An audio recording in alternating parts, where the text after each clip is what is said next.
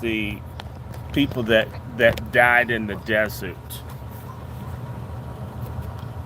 because they weren't ready to be part of not being ready to be free. Mm. Just let me know when you're ready. Okay. Uh, From Johnson to Trump, Generation X perspective. yes. Whenever you're ready, just go for it. Okay. I'm just I'm trying to get this. I'm too stupid to get this Google on my other Mac. Mm-hmm. Just don't get mad at me.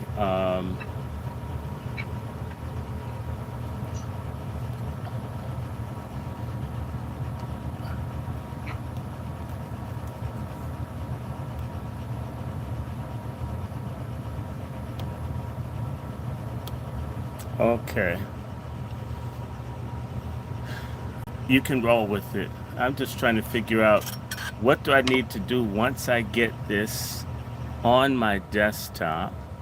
What did I not do? Let's see. This is a sick Negro.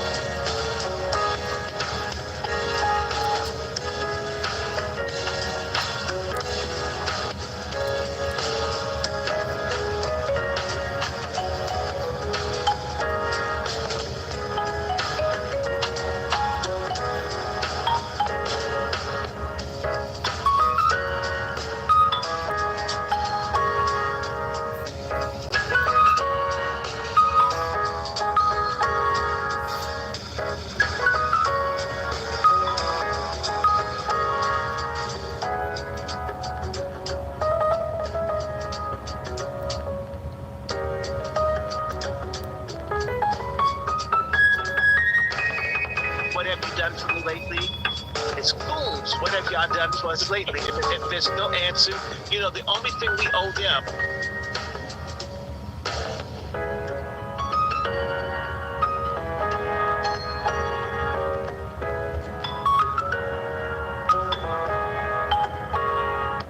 Hmm.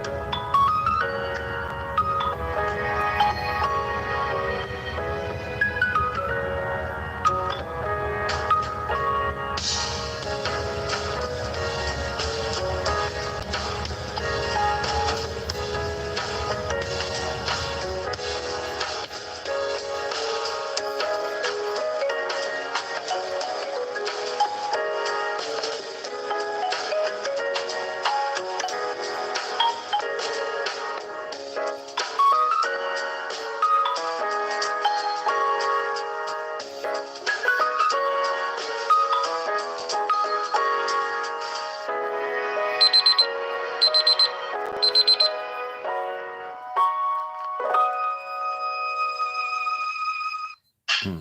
Hey, good evening, everyone. Welcome to, let's just say, a different type of Pat Talk tonight, where the panel will be discussing from Johnson to Trump, a Generation X perspective. And this show is a tribute and an honor and a way of giving our flowers to none other than Dr. Short, who's here. And we need to understand that when you want to give someone homage or you want to give somebody their flowers, they should be amongst us so we can let them know that we appreciate them, we honor them, we respect them, and let them know that what they do for the Black community, as well as some of us specifically, does not go in vain. So this show is dedicated to Dr. Short. We're asking everybody in the chat to please donate to Dr. Short's various uh, Cash App, Venmo, Patreon, and so forth. It's on the screen now. Dr. Randy Short, Patreon, Dr. Randy Short, Venmo, Dr. Randy Short, Zelle, and PayPal. So please, you guys, donate to Dr. Short. Thank you. He's here, our honorary guest. He's he's going to drive the car tonight. We're just going to be here and support him and do what we do. But y'all know when Dr. Short is always here, he's always here to represent. As well as we have a very special guest, one of his closest friends is here as well, Sister Sean. Yeah. Dr. Short. Did they say my name? Yeah, Yes. I said your name, We sister. said your name. From Dr. Short from Johnson to Trump. Yes. Well, look, guys. When I talk to say Negro, brother, row, and we have this conversation, right? We often just try to tell him that they're in their 40s, and I turned 60 on Sunday. I talk to a lot of people a little younger than myself. They're 10, 15, 20 to 30, and sometimes 40 years younger. A lot of people are perplexed about what's going on with Black people in the world, or Black Americans in particular. And what can I say to you? You almost have to have lived long enough to have a perspective of what's happening. Do you follow me? A lot of people don't know that. You know what I'm saying? They don't know what's going on. They don't know, and they would have no reason to know. And you would have had to have lived long enough to be able to tell them as much. Do you get me? Yes. So let me ask you, because we can just get right into it. That bridging the gap, that nexus, as we would say, from understanding what the boomers were doing in the civil rights, all the way to why they were fighting for civil rights, and what happened during, as people say, the greatest 10-year period in the civil rights movement, the 60s, and how it has translated to 2025. Did the messaging get distorted? Were they fooled? I know a lot of us have critiqued our baby boomers and elders and said, like, yo, they lost their way. They started out one thing, it became nothing but a big grift. And then even the things that they said they were fighting for basically was a smorgasbord for everybody else, and they left us out. Well, I think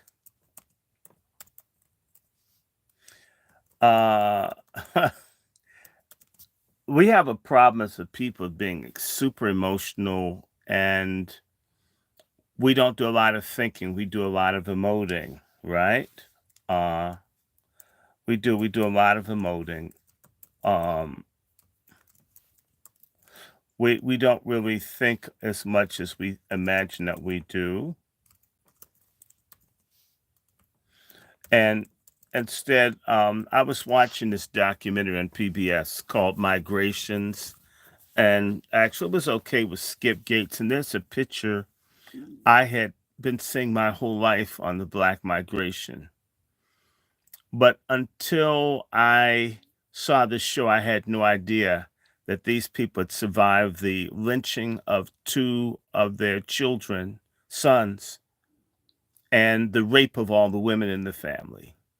And you wonder why the people look like they do in the picture, right? These old Black, but you didn't know that white folk had hunted them from either Alabama, Georgia to Oklahoma, lynched and raped them.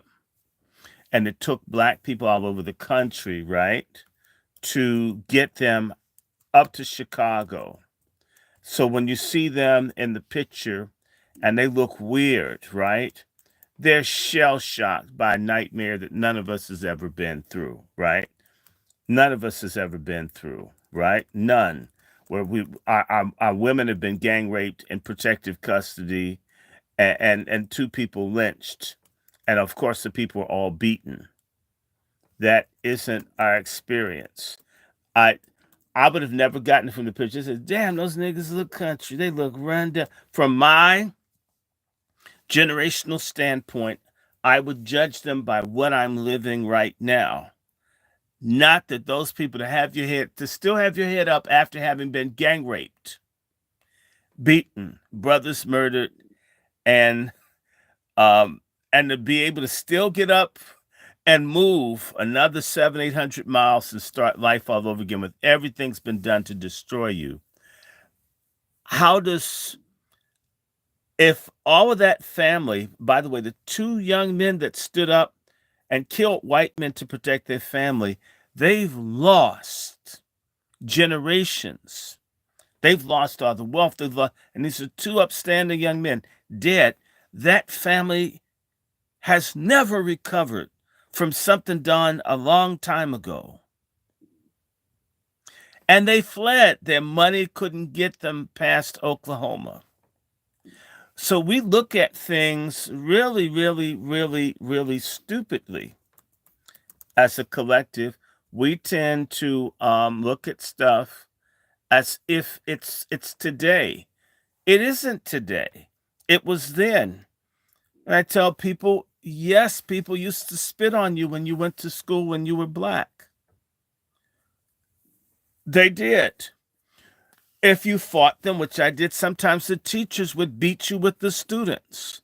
And they sent the note home and your parents beat you.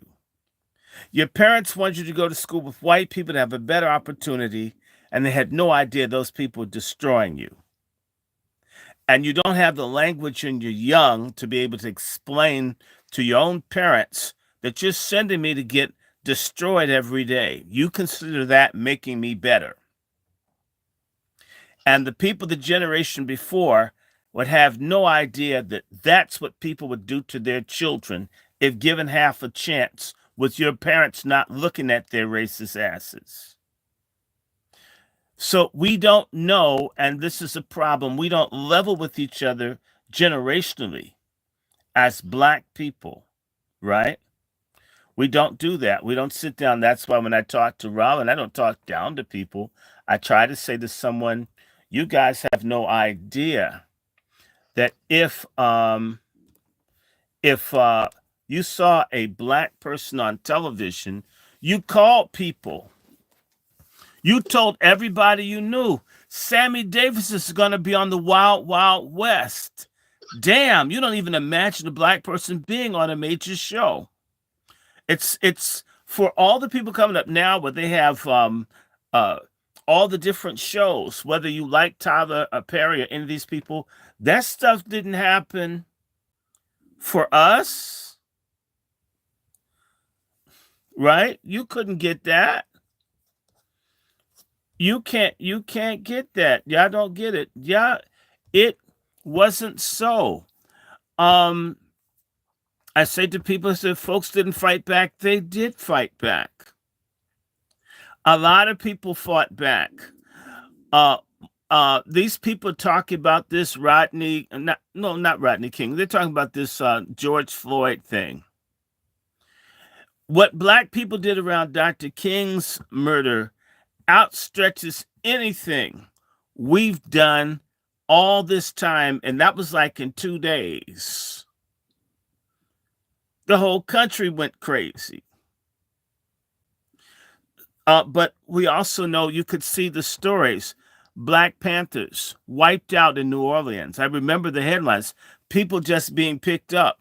I mean, so there is a war that is being waged against black people. White people are at war with us as a collective.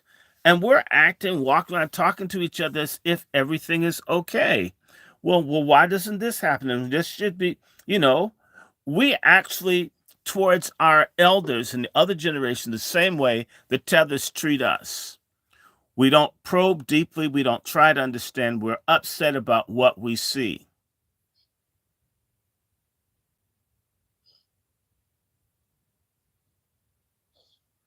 We got political prisoners.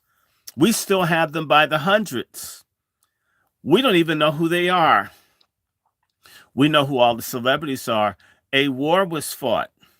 60 years ago with this COINTELPRO, they had stuff before, but they created a systematic interagency interlocking thing to prevent Black people from making any further progress.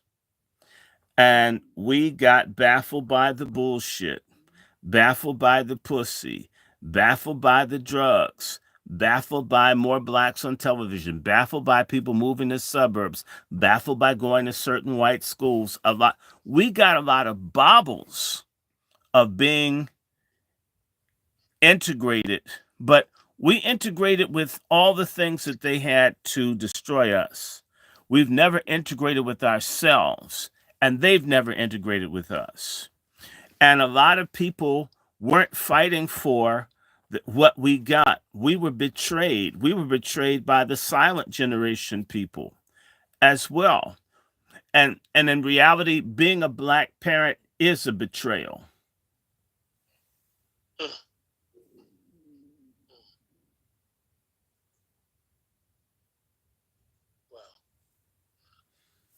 Sister Sean, welcome. We see we got a visitor. So, yeah, you know what I'm saying? By the way, if I've got moderators, please visit my channel. I'm sorry.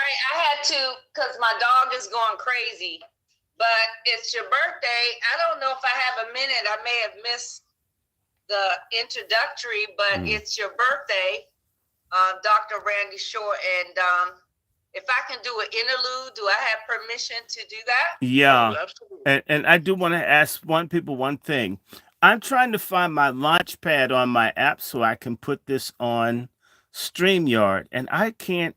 I got a new a new download Chrome extension, Dr. Short. I downloaded Chrome. I have it. What I don't have is, and I see it for apps, right? I got that, but how do I get it to come on? That is what I'm thinking about. So let me see. That's what are your options? What options? What's your pick list? all I did was download this thing. I just wanted to get the doggone thing on. Let me try one other thing. I'll try it one more time and see which one is easiest. One more time, because it's your birthday. You should try all that stuff. No, I did try it, and it was weird.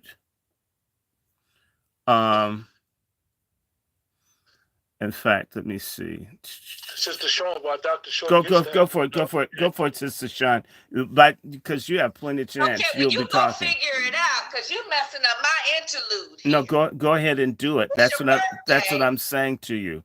You can go ahead and talk. I'll be all right. I don't want to talk. I'm gonna sing. It's your birthday. Mm-hmm. Happy birthday to you. Happy birthday to you. Happy birthday, dear Dr. Short.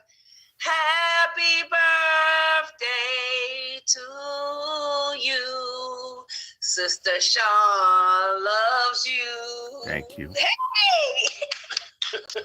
Hello, Dr. Short. Hey, white woman. White man. Yes. That's my introduction, and I'm going to sit back and listen like a woman. This is a man's world right here. It's your birthday. I'm going to sit right here.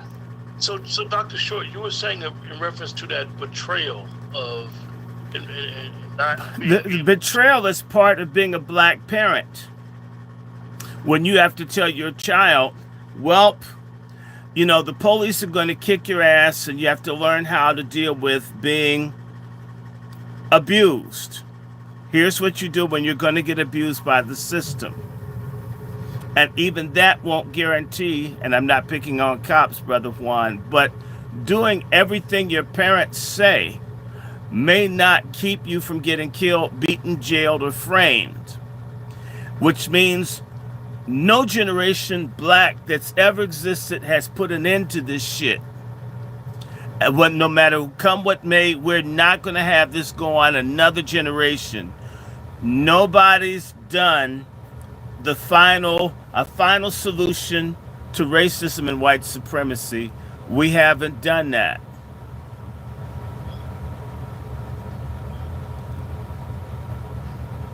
Brother Juan J. Johnson, any thoughts, sir? Your mic is muted, brother. Dr. Short is cooking. I'm just listening, brother. Cook. Chef C, you got any thoughts? No, listen. The brother is his day. Salute to our brother, Dr. Randy Short. It is the honorable Dr. Randy Short's day. We're a couple days early, but nonetheless, it is a necessary broadcast. Y'all be sure to hit this brother's cash app, okay? I do need to remind folks, because amnesia is a real thing in our community, that this very same young man broadcast live from the hospital bed, right? To keep this thing moving. So it is at the bare minimum to show that same kind of dedication by hitting the cash app $DrRandyShort, ladies and gentlemen. Lip service ain't real service. Okay? Support this young man. It's his born day. Salute to brother Dr. Randy Short. Brother Negro? I'm here for the ride. I want to say happy born day to you, Dr. Short, and many more, and salute to you. And I definitely want to see what's in store. I like the title of the conversation already. So I'm sitting back into this, waiting for it to drop. Well, I want to just reiterate something that Chef C said.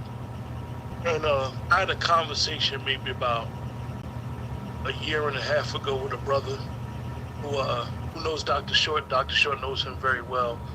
And we were talking in reference to our boomers, our historians, our elders. I consider Dr. Short an elder, even though he's only a few years older than myself. And one of the things that Chef C said is that we get this selective amnesia on supporting our own and understanding of the value of the people who are around us. And for somebody who's been in the fight as long as Dr. Short, we need to give him a return on his investment. We need to give him a return on the information that he shares with us. And anybody that knows him, everybody on this panel is connected to each other through Dr. Short. This is what he does. He connects people all over the country and even all over the world together. Regardless if anybody knows anybody, and regardless of your likes, you could call Dr. Short, and next thing you know, you're in a full conference call with people all over the country. And this is what he does. He likes to link people up. He likes to share information. He likes to tell you what's going on with boots on the ground, no matter where you are, and how it affects specifically the black community and us black people indigenous to this land. So we need to give him a return on his investment while he's amongst us. Because too many times I'll say it, leaders, they don't get a return for their investment. And then the black community gives a proverbial middle finger back to them by literally using them for their resources and not doing nothing. So much so that y'all know, we got to have GoFunds and fish fries But for them when they leave us. we always do the GoFunds and fish fries for the people that matter. Beyonce, the people who betray us are compensated well. Black people have a wonderful pension plan. If you hate black people, you'll be well taken care of. If you love black people will screw you. We have everything jacked up as a people. So there were boomers that died in considerable numbers. There were but in reality, it's never been enough of us willing to do what is right, okay, and stand the hell up. So we could live better, right? It's really left to us to try to do better. a lot of people failed us. A lot of people failed us. Go ahead, Sister Sean. Yeah, I want to say in parting, I think this will be good because this is a birthday, and what I would like to introduce to the audience that not only this year he had a catastrophic a medical event which he survived, but that was just one. But he survived another one about a year and a half, correct me if I'm wrong, before. So that's like two catastrophic, potentially catastrophic events in 2 years, of which he survived. And so this birthday is really a really special birthday, and I'm going to guide him because I know you can talk on things, and I don't want to be doom and gloom, but this is your birthday. So I would like to pose a general, like a universal question that's going to be multifaceted, because I know you'll answer it in 5 different ways. What do you want to leave us with? Not to be doomy and gloomy, but this is your birthday, and this is what we're doing. We're giving you your cigar now. Well, I don't want a cigar. My name's not I don't want a cigar. My name's not Monica. Plus, I don't smoke. I do. I smoke. But look, if you, I mean, could you leave us? I mean, just our imagination. I'm on StreamYard, guys. Okay, you're on StreamYard. Okay, go ahead. Stay white. Keep going. Leave us. What I want to do, I want to sit back and listen. I want to do more listening than talking. Okay. What would you leave us with your scholarship, with all of your? I mean, this is your birthday, right? If you weren't to be here, what would you leave us? Because I consider myself beneath you. In other words, not beneath you, but I'm working up to your scholarship level. What would you leave me with, and what would you leave all of us with? And I would like to really, more so on your birthday, listen to what you have to teach us versus me talking. So I'm not going to talk too much. So that's it. So I'm going to sit. That is my question. What do you want to leave us with, based on what we're facing on, current times, current political times, current advocacy time, Trump times, world geopolitical times, and I fold my chair there. Thank you. It's real simple. The first thing I'm going to tell people is, and pardon me for saying this, but learn how to talk to God. Believe in God. It's real. We have a spiritual legacy, a history that we have trashed, and we're paying for it. If I could tell people anything, with God, all things are possible. I don't know if I sent you, Sean, the confessions of the Ku Klux Klansmen that died and met God, and God was black, and all of God's people were black, and white people on the losing side of salvation history, which is the final history. It's God's history, the creator of the universe. We have gotten some things right as a people. It's only been recent that we began to get everything wrong.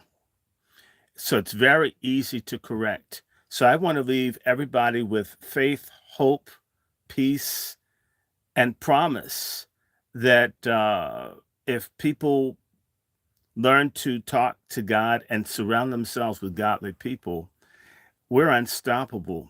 You don't dump all this dope and liquor stores and 30, 40 million illegal residents, just to beat down a group of people with no guns, nothing. They're trying to destroy our connection to God.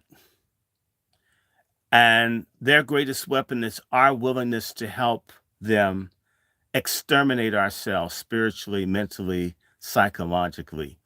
We are warring against our own souls for people who want to destroy us.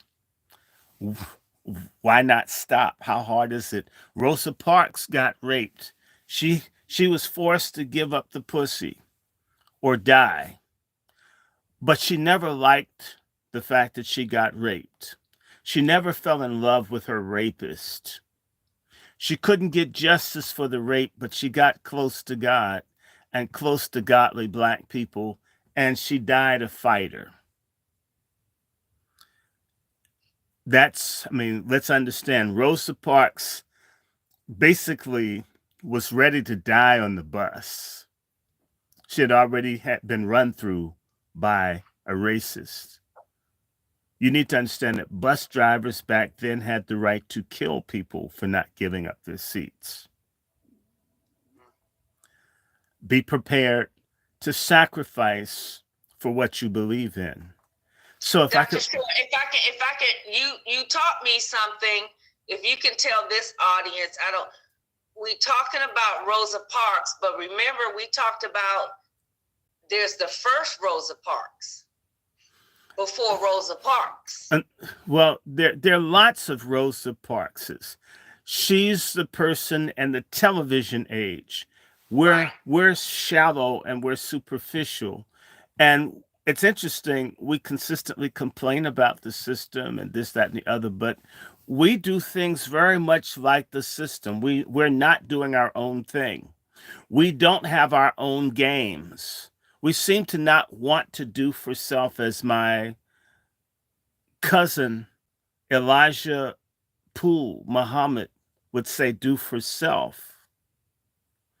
I mean, you get a religion that's a hodgepodge, and at least the mantra, do for self, makes sense. We got tens of thousands of churches and everything else, but it's not do for self.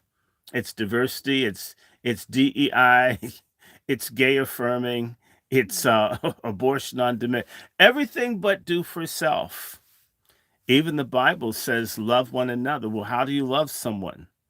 You make certain that they can eat, they have somewhere to live, that they have a business, right? All the answers to our problems are already manifest. We simply have not shown the collective will or desire to do what's right. There hasn't been a critical mass of people, right? And I've seen this over and over and over again. I've seen one or two people try to do, and they just couldn't get enough. Because I'll tell you something. One, as I said, what I'd leave people with is that God is real. God matters. It's all true. You know, I think I told you we had this really gruesome, morbidly obese, weave-wearing, and ugly little dreads that looked like they had bungee cords hanging out their head. This really nasty lesbians that lived next door who hated my mother. They were constantly filing complaints about our trash cans. So we probably have about $1,000 worth of fines for having trash cans in the alley like everybody else, like they do, because they didn't like my mother for being straight, and they don't like me for being a man. And they assumed I was straight, which is true. And I'll tell you, they had been gassing my mother out where she couldn't even sit in her own office because they smoked so much dope. And when they weren't smoking dope, they were fighting over stuff like laundry detergent and other shit. And the last time they did something, they had my mother all upset. And I'll just tell you, I called Sister Asha and says, I'm praying that God move these holes in 4 to 7 days. Sat down in the chair upstairs and prayed, God, I'm sick of their mice and their marijuana. You know, it's bad enough they munch carpet and they're mean, but, you know, they're like stressing mom out in her old age. Move these holes. Dispatch me, says, do I have to live in the row house between two gay families, and the white gay men are nice and the black women are like total bitches out of Mad Max Beyond Thunderdome? You know? Do you know, I didn't know, I wasn't paying attention. You know, those holes moved out 4 days later, just like I prayed. They came back on the 7th day, and that says 4 to 7 days to get the rest of the shit and disappear. Prayer changes things. Belief in God changes things. Not this faggot TD Jakes crap. Okay? Not that stuff. Not that plant a seed stuff. Not that. But like the prayer circles of our Black Civil War ancestors. We celebrate the Tuskegee Airmen because that's cool flying a plane. But imagine a black man with no gun storming white fortifications outside of Richmond with sticks because they didn't have enough guns.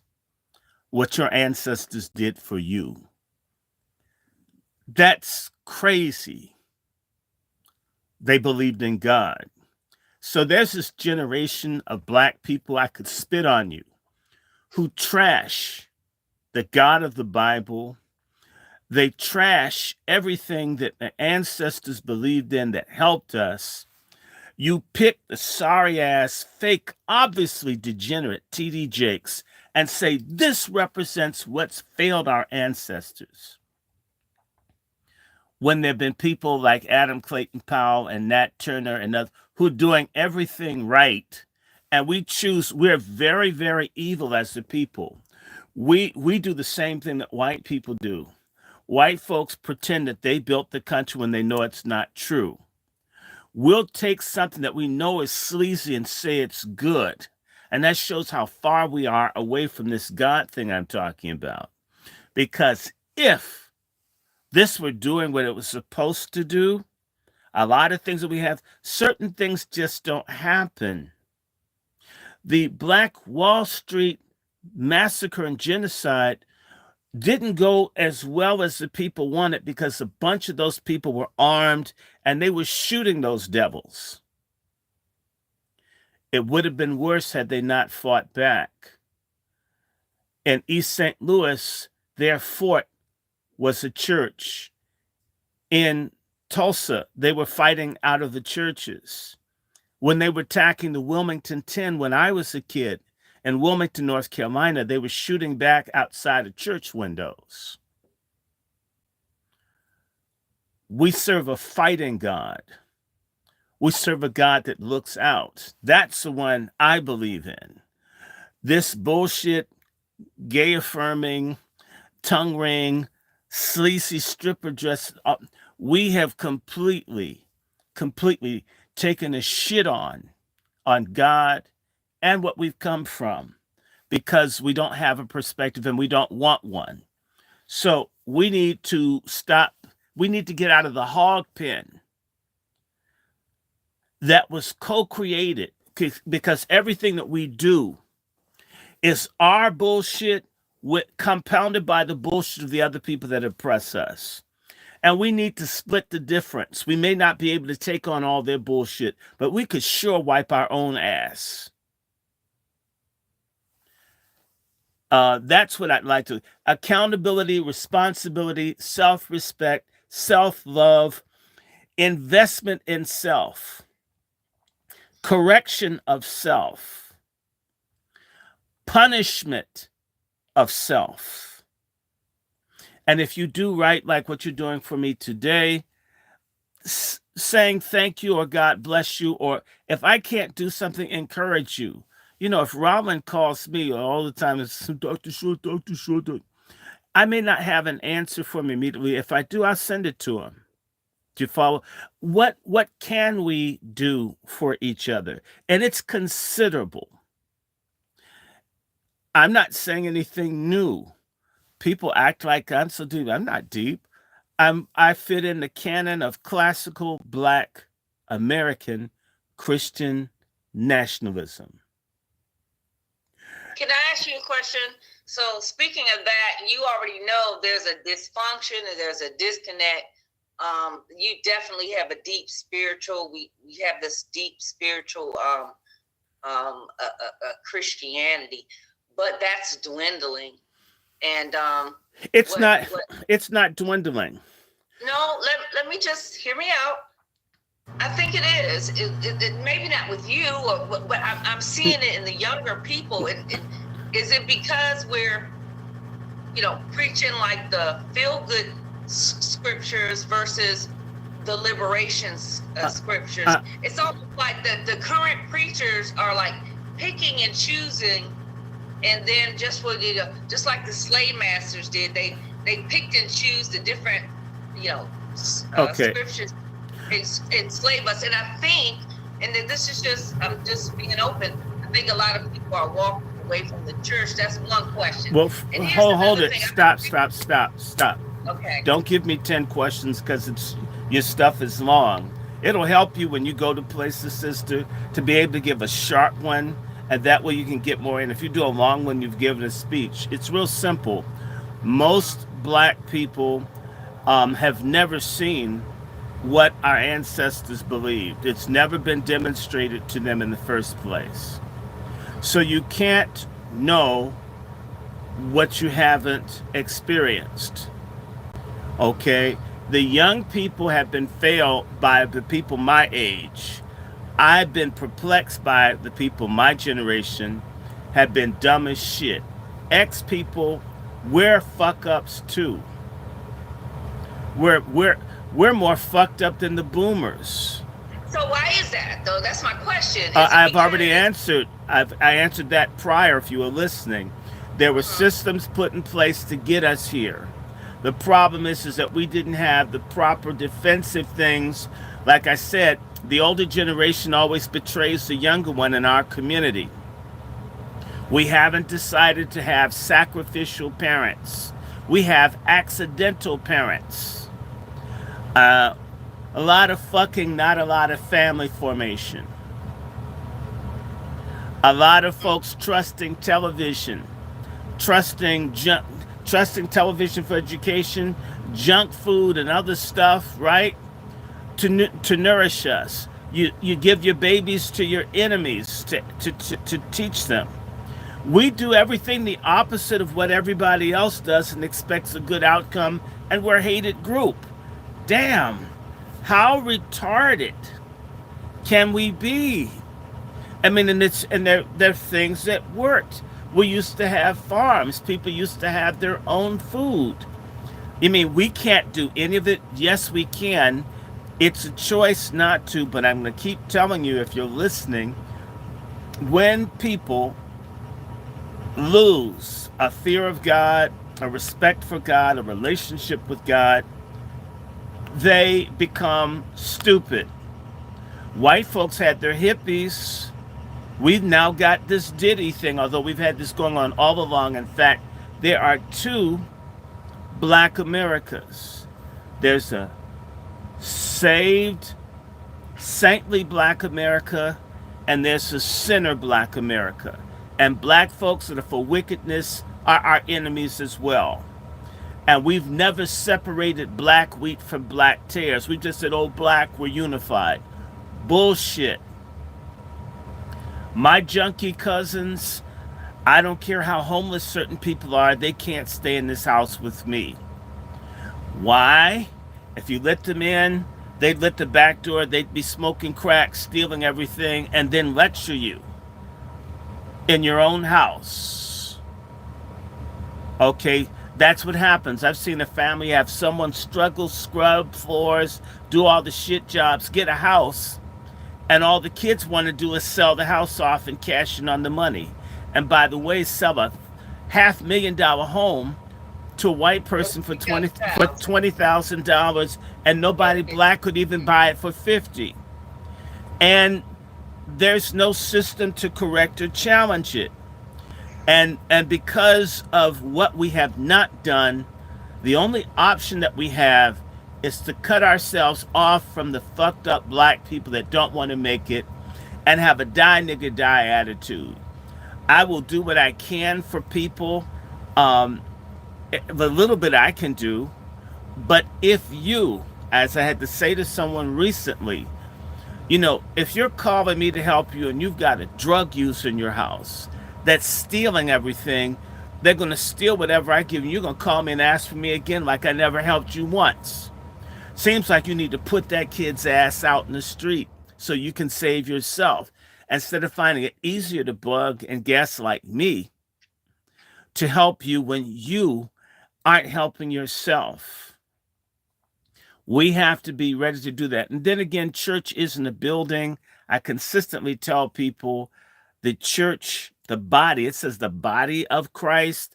The body of Christ are people. It's not bricks and mortar. I was talking to my cousin who used to pastor the Potter's House in Denver, and we were talking about the, I called it the back pulpit side of preaching. That's the toilets, it's the pipes, it's the shingles, it's the gutter, it's the chillers, it's the rugs, it's the machine that you buff the floor with for waxing. It's the lights, it's the electrical bill, it's the gas, it's the 99.9% of what a lot of nigger preachers do has nothing to do with people. It's maintaining a structure. And that's the problem. Niggas have idols. We're into things. We're not into God, and we're not into each other. So all I have to do is go to the free National Archives and look at and help people find their families. Years, I can do that in a matter of minutes. It's free. But when I go down there, normally everybody's white. The people whose families are intact are researching their family for free. And the people whose families are depleted, bombed out, and totally screwed, they don't go. It's just like when I taught, the most fucked up kids' parents never came to talk to the teachers, except to fight that teacher if they gave some structure to their child. Where we need to refine God. It wasn't always like that. But the whole civil rights movement was a spell cast on black people. Speaking of the civil Hold on, rights, don't hold on. Let me finish my go thought. ahead. The civil rights movement cast the spell on us. A lot of the people in the civil rights movement that we followed, these people on the legalistic side they were not doing what we wanted, and they were dreamers. In fact, they had a god. It's called white people. And most black people worship white people. Now, they'll get mad if I hold this picture up. And you may have a black Jesus in your house, but you act and live and think like this is him.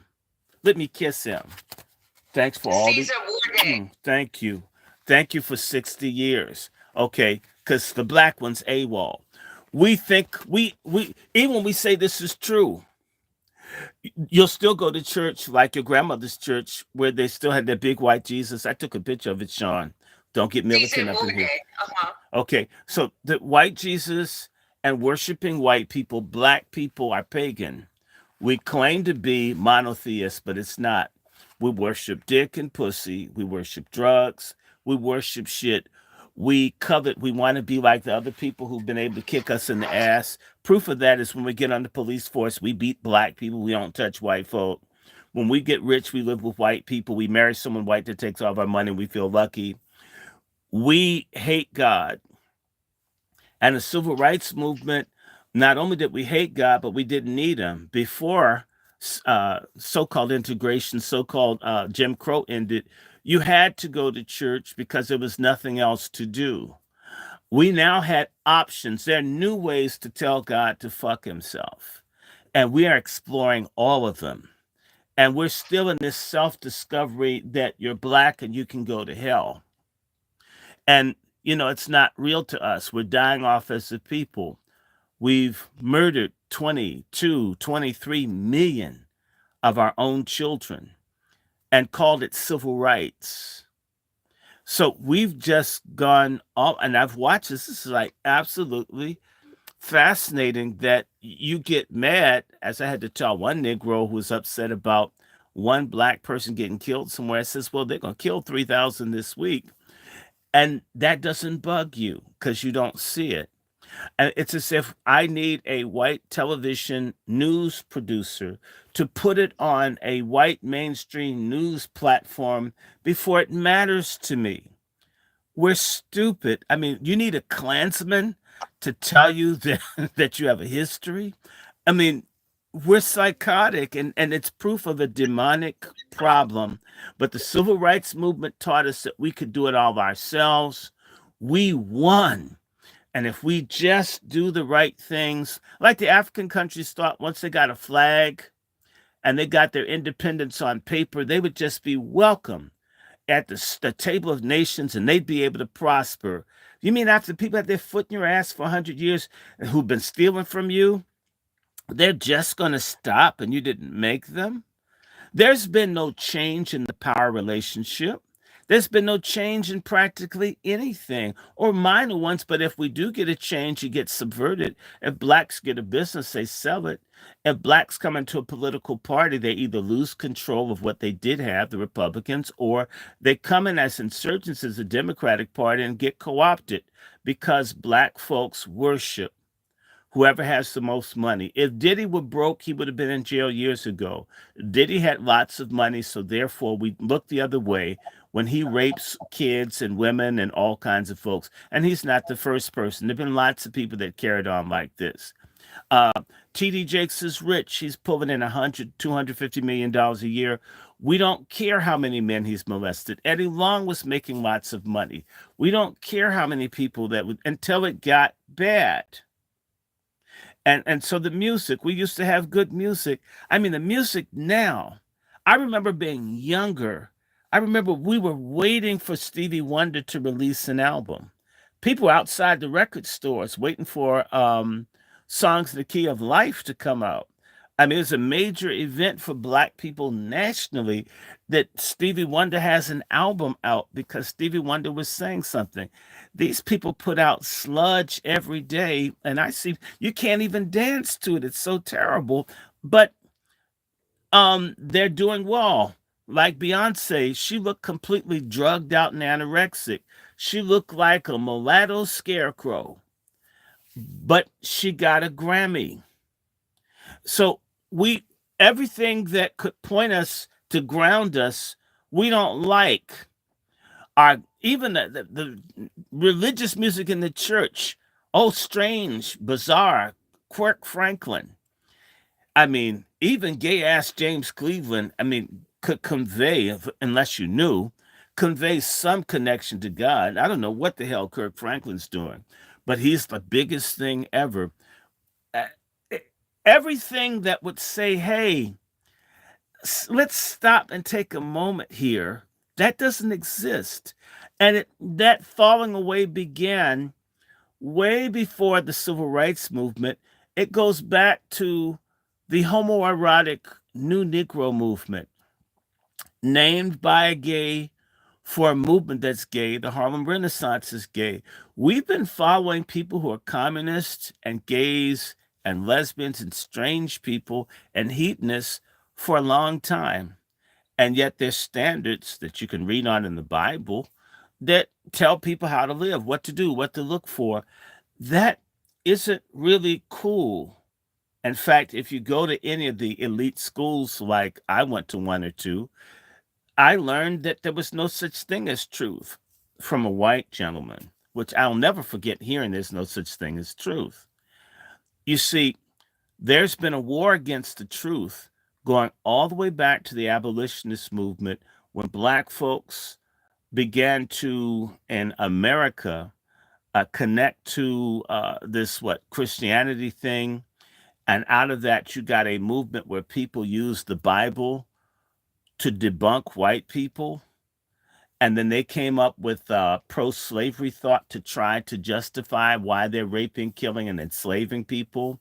And ultimately, they lost. It was just less than 0.5% of the U.S. population was against slavery, and their asses won.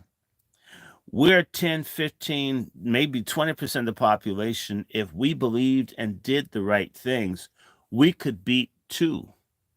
But somewhere along the line, with Du Bois and agnostic, all these atheistic or leftist people who don't believe in any of that stuff. I mean, I met Gerald Horne thanks to you, but if you look at Gerald Horne, their party that he's in is pro-feminism, pro-LGBTQ, the same environmentalism that Los Angeles burn up. Got all these great books. This man is brilliant. but there's no place for God or the kind of morality necessary to help us sustain ourselves with the kind of attacks that we face intergenerationally, where they poison the food, the music, they poison everything. If we don't have God pushing for us, we dead. Go ahead. So that's my answer to you. And I do want to do the topic. So we started. Now I do want to talk about Johnson, from Johnson to Trump. Because I don't know, we got how many people? I don't know if y'all got, but I've got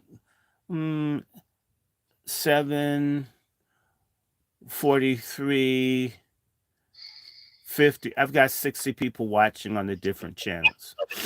We're not sure. We're here, and like the brother and the sister said, we're gonna let you cook. I mean, you could explain this transition from President Johnson, I guess, signing the Civil Rights Act to where we are with President Trump. In fact, go ahead.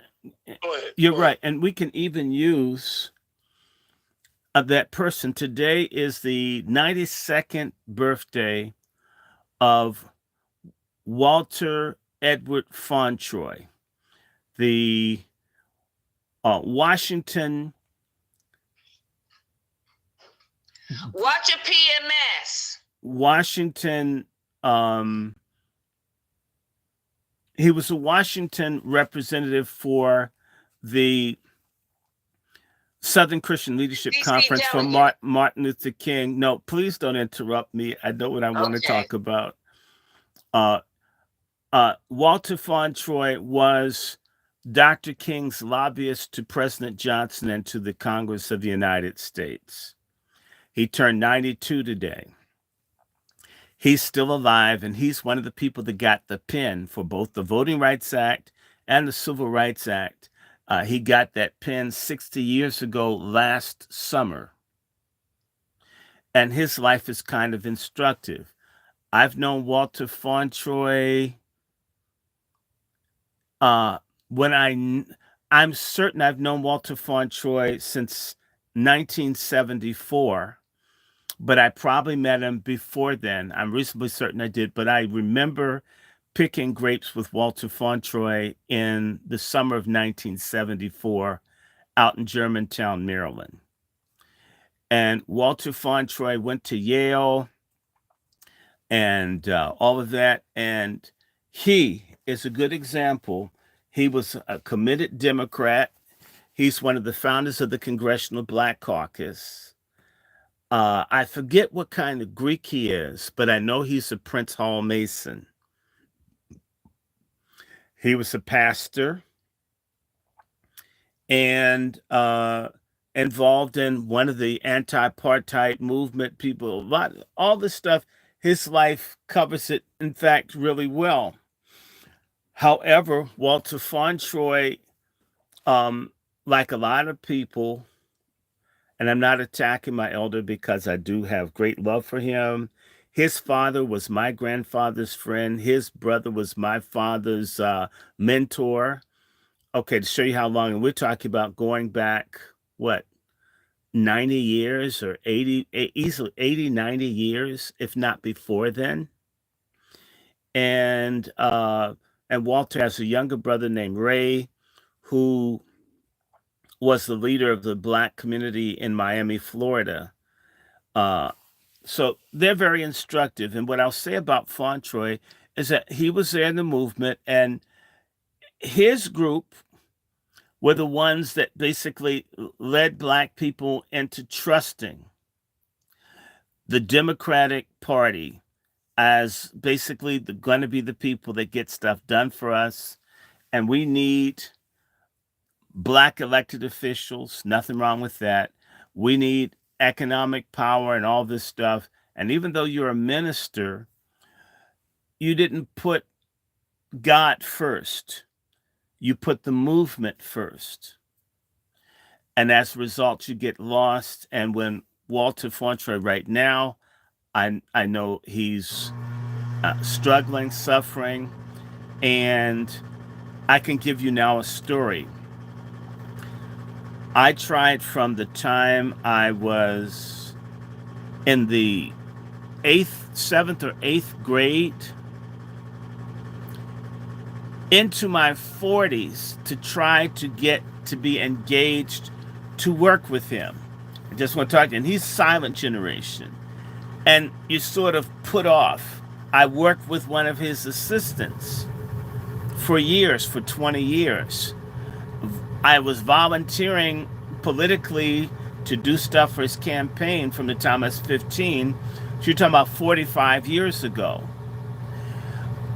They knew my father, knew my mother, knew my uncles, and all of this. None of that was enough to ever get me a job, to get a letter of recommendation. I don't know. I'm trying to think, what didn't I have at a certain point? I mean, I joined the church and it just didn't, because they were boule. They got in the boule, like Martin Luther King and other people. And the people in the boule, there's some good ones. They at least mean to do good. But ultimately, if they try too hard to help black people, the boule will betray them, which is what's happened to Walter. And the boule also gave the Johnson administration permission to kill Martin Luther King. And members of the boule were there on site to see that Dr. King was killed. One of them is still amongst us, and his name is Jesse Lewis Jackson Sr. So the civil rights movement and the Johnson period, we know that Johnson wanted and did not like black people, wanted to destroy the movement of black people through what the French call pacification, and we call it pacification. Pacification is a process that can be, and warfare, where you're dealing with a guerrilla war, unconventional warfare, where an army, a nation, which is waging war against an insurgency, whether it's civil or if they're in another country doing an occupation. And pacification is a process by which you use a variety of strategies to destroy resistance. The Japanese used drugs on the Chinese in Manchuria when they changed Manchuria's name to Manchukuo and created a fake kingdom with fake leadership that did what the Japanese wanted and not what the Manchurians wanted. And they promoted prostitution and degeneracy and all of that. The same thing that's happening here, and it's a system of pacification. America had something called strategic hamlets when I was young in Vietnam, where in order to destroy the resistance against the American occupation with this fake government in Saigon, so-called South Vietnam, pacification means that you destroy all the villages and make people live in barbed wire prisons that are controlled by militia that are loyal to the South Vietnamese and American governments. You give the people health care, education, and food, but you don't give them the freedom that they want. And you do that and you treat them well as a means to disconnect them from the people in their group that say, fuck this shit, I'm going to fight. I'm going to use a barrel of a gun to get my freedom. So you remove those people and you take care of a certain group. They've done pacification. They gave a certain element of black people good jobs and access as a means to cut off the head of black people. Somebody like me doesn't typically hang with, they don't want you. I mean, the reward, when I worked in public television, I got in trouble for speaking to the black people on the cleaning crew. I got in trouble for talking to the people that operate the cameras. I'm supposed to snub them because I'm with the big white people. I'm supposed to act like I don't know these people, like they're not mine. I can remember speaking to one of the people in charge of the sanitation cleanup people, and I remember the white guy, Greg Ramshaw, shaking his head like, you can't talk to these black people. I wasn't talking about anything bad. How you doing, sir? And people don't, right? Same people hate my guts, but I'm supposed to hate him. And by the way, that guy owned his own cleaning company. He had more money than me, but in their mind, black, cleaning, low income. They don't know anything about how much money people make cleaning offices. That's a hell of a lucrative thing if you get it. Pacification. So you bought off folks. You give them Pell Grants. You give them welfare. You give them Section 8. There are all kinds of things in this basket of tricks. And I'm not against Section 8, but I'm against Section 8 being given to destroy a family instead of building a family. I love food stamps. In fact, I can't wait. I'm going to empty out my bank accounts, put the money somewhere so I can apply to get that shit again. I treated it like Groupon. It was my American Express card. I did not leave home without it. In fact, I've kept my Star card. I love that shit. And especially when you buy stuff other people can't afford and they're like hating on you because you got a Star card. And I say, thanks, taxpayer, and whip that bitch through there and get the kind of shit like go to the deli and have people crying because they'll get like a half pound and you got 2 pounds of it. There's nothing wrong with elements of pacification in and of themselves, but the agenda of pacification is our destruction. Alienate the masses from the people that are fighting, destroy the fighting group, which is what's happened with the Panthers, Republic of New Africa, Drum, the Black Revolutionary Workers, all these people that were fighting, destroy them, kill them, wipe them out, pacify the other people, and then you slowly strangle them because you know what? There's usually not enough money to maintain a system of trying to please people who could take care of themselves. And that's what we've been under. It's a pacification program. It is an act of war. It is not concern. Johnson changed the style of warfare against black people. Nixon and every president since has advanced this. Obama being the worst, or as I say, OFAGA. Okay, promoting this LGBTQ thing, in particular after AIDS decimated our cities. I can't tell you how many people I know died from AIDS. And they're promoting anal sex to kids when they know that black men died disproportionately from septicemia, from AIDS. We are more sensitive to colorectal cancer, meaning that black men, that's the last person that needs a dick in their ass is one of us. That's the way God made us. And it yet put black homosexuality on Front Street, which they've been doing since the Harlem Renaissance. The Harlem Renaissance, the white people went to Harlem to fuck black men and black women. When it's all said and done, we put a pretty face on everything like we did in the civil rights movement. It failed. The Harlem Renaissance failed. It was followed by the Great Depression. And by the way, in the Great Depression, the white people couldn't even afford to come and fuck black people and pay them. Real talk. Cotton Club. So, Dr. Short, when you mentioned how President Johnson basically changed the strategy up, how did he started mass incarceration, the omnibus crime bill, in 1967. It's 58 years old, and it's all in response to the black urban rebellions. He's also the one that was there when they started bringing in all the heroin and overdrive into our areas. He was also present when they began assassinating and driving out of power certain African leaders. Well, Johnson's a complete beast. And yet, I can recall one of the first arguments I ever had with my father when I could talk, maybe 1969, 1970, I remember saying I didn't like Johnson, and my father saying to me, he's the best friend Negroes ever had. I wasn't smart enough. I didn't know enough to rebuke my father, but I knew as a kid, this fucking racist hates us. But he was a grinning. I mean, he made it, sort of like Bill Clinton and his saxophone. And yet, what about Bill Clinton and his black son, who I know, who's not getting nothing? And the Clintons are wealthy, and this boy is struggling. And there are other black kids that Bill Clinton had.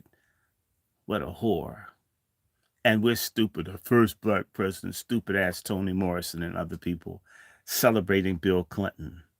So, are you following me?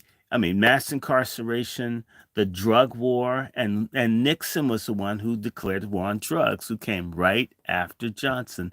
So they advance it, create the problem, and the solution is because black folks didn't used to go to jail like they do now. This thing where everybody went to jail, that shit's new for you younger people. Everybody's ass wasn't in jail. This is with crack. It's just everybody wasn't in jail. This shit is weird. That's what I'm saying. You need to have a perspective of having lived. If you're young, that's all you hear about. The slammer, cell block, my cellie. That's something frowned on when someone went to jail. Like it's a badge of honor. It was frowned on that you had a baby out of wedlock. We still use the word bastard, and we need to bring that shit back. Bastardy. We had all kinds of words that described the degeneracy in our community that we didn't like, that didn't represent black people. We don't want that shit. And then we became more, as I said, we bought into the pacification program has worked like a charm. They also offered birth control in Vietnam. Let us help you kill your babies so you won't have so many hungry children. Okay, so this is a pacification project that started by Johnson. And if truth be told, I'll tell you, Trump hasn't had a pacification program. The Platinum Plan isn't a pacification program. It hasn't been implemented. We blew it. Look at the racist ass shit that Elon Musk has him doing or saying for right now. And of course, guys, Elon Musk, I think he's going to go bad like some milk in the refrigerator. And either you're going to make sourdough bread or pour the shit out. I can't wait. And y'all all pray with me that Elon Musk is gone by Pride Month. And I hope nobody buys his cars. I mean, I'm praying the South African government nationalizes his family's farm and his mines, all of that. They need to turn that ugly, tranny, John Travolta-looking ass bastard out.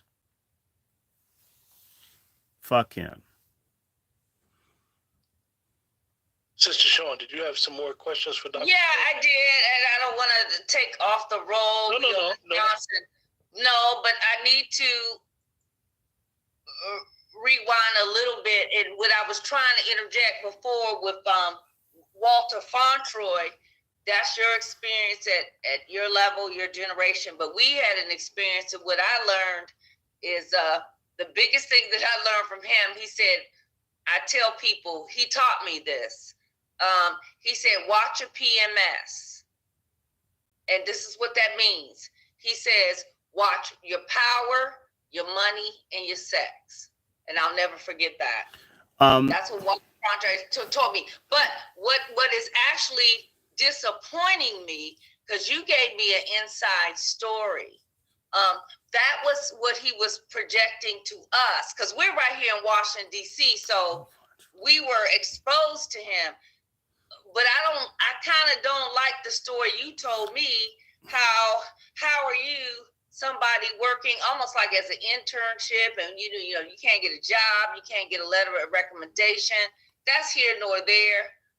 But I just want to say my other side of the story with Dr. Walter Fauntroy. Yeah. I don't like that. I really don't like me hearing that story. I actually just heard it for the first time. No, I'm not trashing. I love Walter Fauntroy. And Walter Fauntroy and I, at my insistence, started the Stop the Genocide campaign in Sudan.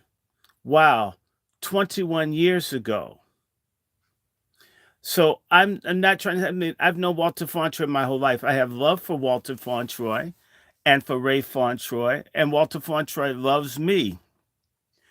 Um, what happened is when you get into certain places of power, sometimes you lose elements of yourself. As I said to Walter's brother, his brother says, "Why didn't he have you around him?" I says, "I don't know. I tried to get with, and I started early. I started in my teens, and I didn't really break through until he almost got destroyed. Then he appreciated me, but not when it could have been to his. If I had been strong, because Walter helped a lot of people. Most people don't know. A good example, Walter, again, is instructive. A lot of people know what I call nigger entertainment television, which is called BET. Most people don't know BET would have never existed without Walter Fauntroy. Walter Fauntroy made Bob Johnson work for Walter, and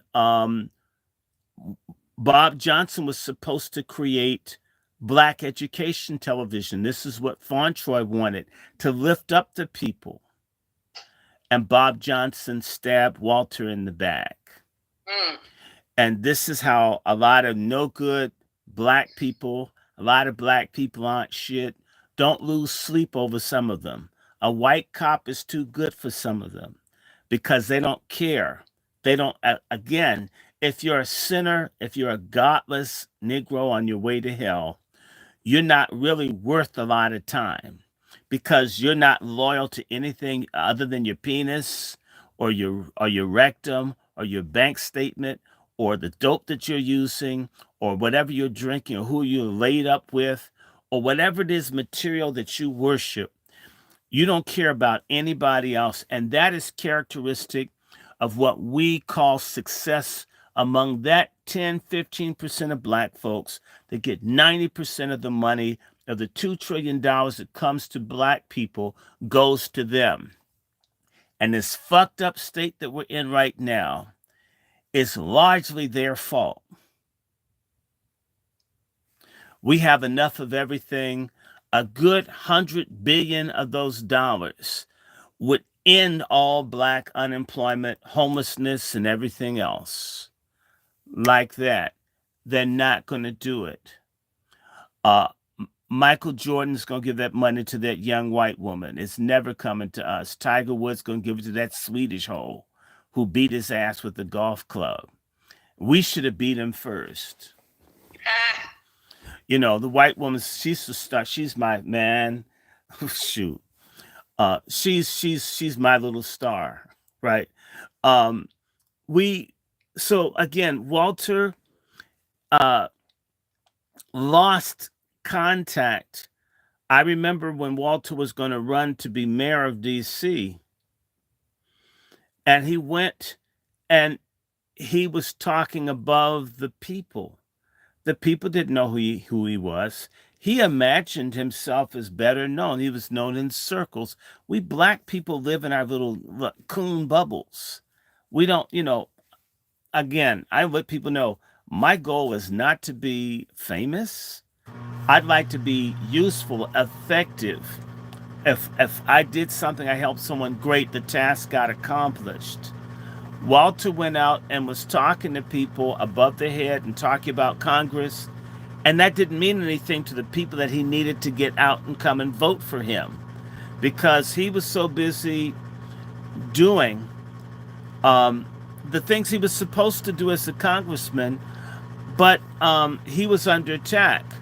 Walter Fauntroy could have fed everybody in the world, and the Washington Post, owned by GCPs, hated Walter Fauntroy. He couldn't get attention. There was a media blackout. He's under COINTELCOUNTERPRO.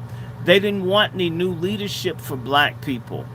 And even though he got into Congress and all of that, they limited how much he'd be able to do, right? And at the same time, they didn't do the kind of investment in young people like me. I'm saying I'm 15 in your office working for free for you. That doesn't. I watch white kids, if they're halfway involved, they snatch them in. The older black people have such contempt and they're such betrayers of the succeeding generations. I mean, if you're not the same age, you're not a peer, fuck you. I couldn't be born in the 1930s because my mother wasn't born in the 1930s. I can't be a generational peer. That wasn't God's plan for me, but I'm here right now. Do you follow what I'm saying? And I've dealt with a bunch of these silent generation boomer types who would not engage or work with you because of your age. And it didn't matter. I mean, Manning Marable's possibly moist communistic ass. Okay? Yet you had the little gay Asians help you do the book on Malcolm X. I was applying to Columbia. You gave me thumbs down. Fake ass Cornel West gave me thumbs down. I mean, had all these people do this, and I'm thinking, damn, when you come out of Harvard and you get what would it take for me to be able to connect? And the thing is, you need to be in the boule. You need to be Greek. You need to be gay. You need to be a communist. All this shit we don't need. You need to support baby killing. You need to be for Pan-Africanism that helps Africa, but there's nothing in it for black Americans. You need to be for the illegals.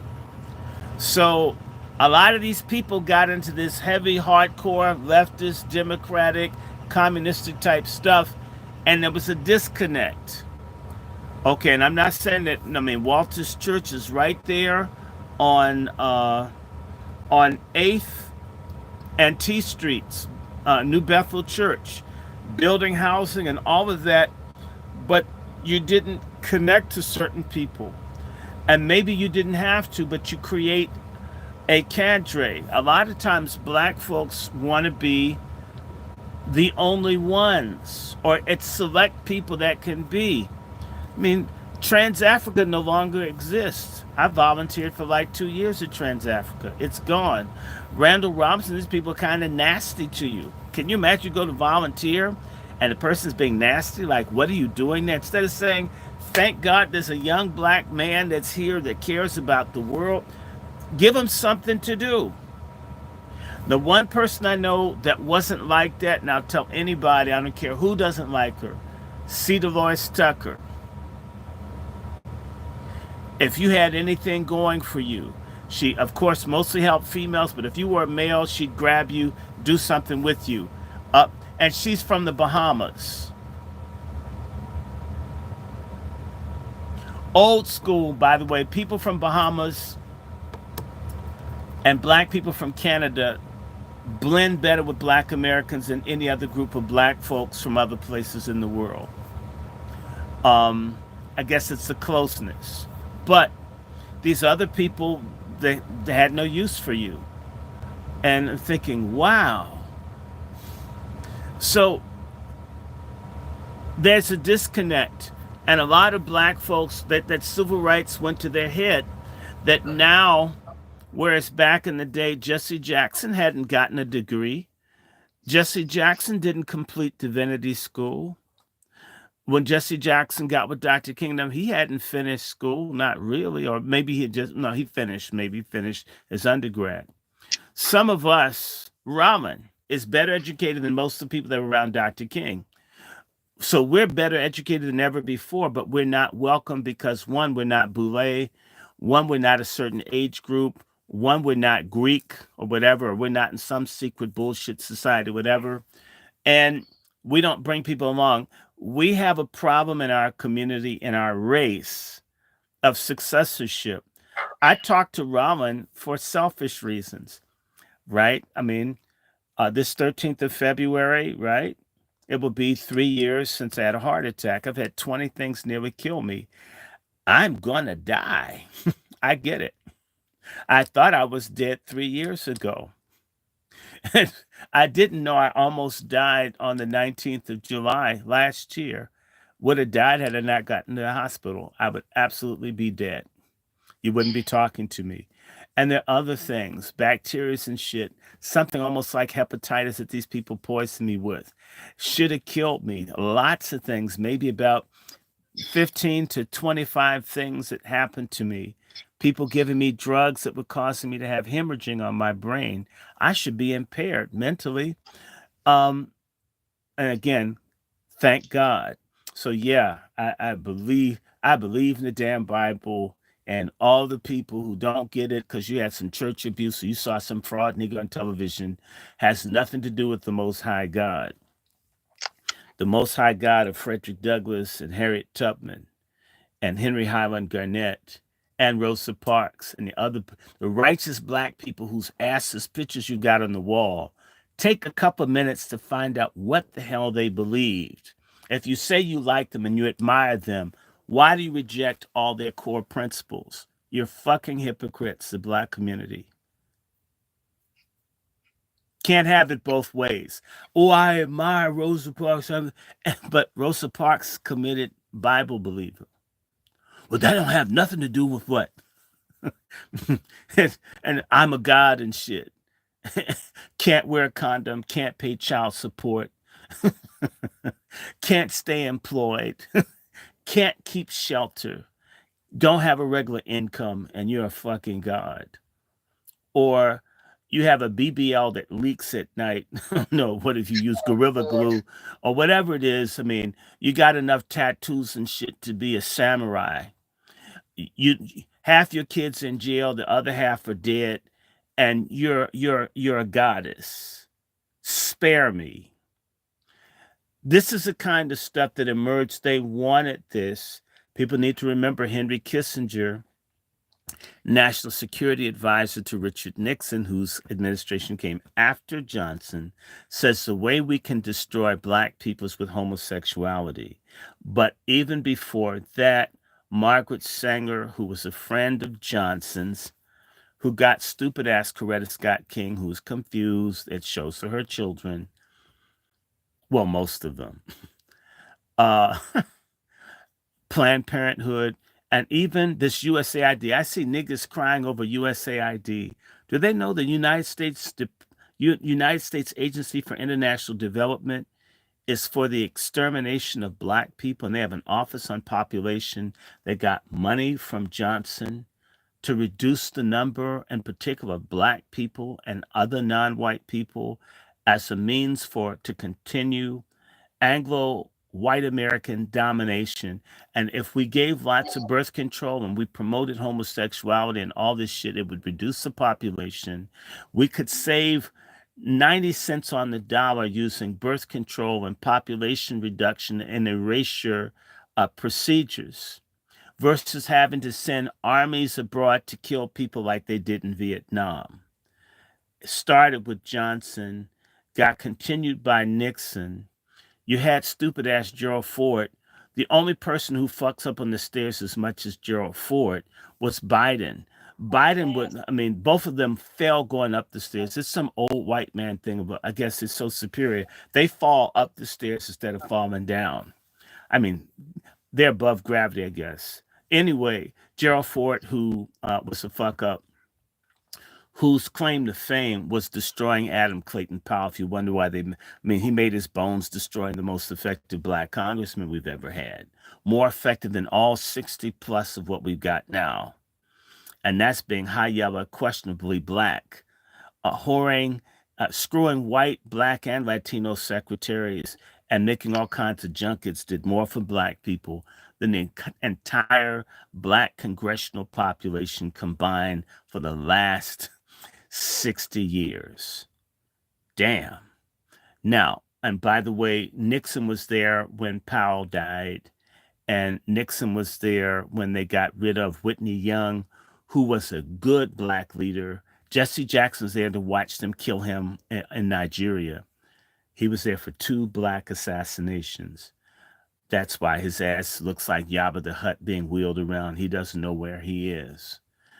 When he dies, watch all of the children out of wedlock sue for his estate. What a day that will be when the truth I shall see. Okay. And so let me see. Jimmy Carter, hello, I'm sorry, Dad. The black community worked very hard to get me elected to president, and I betrayed them. And a lot of goofy Negroes thought that because I helped them build housing, and he's the same person where they started destroying housing that black people were in. Pruitt-Igoe should have never happened in St. Louis. The black projects that they blew up, they bombed. They didn't hate the buildings, they hated the people that lived in them. Jimmy Carter supported apartheid in South Africa while talking about human rights.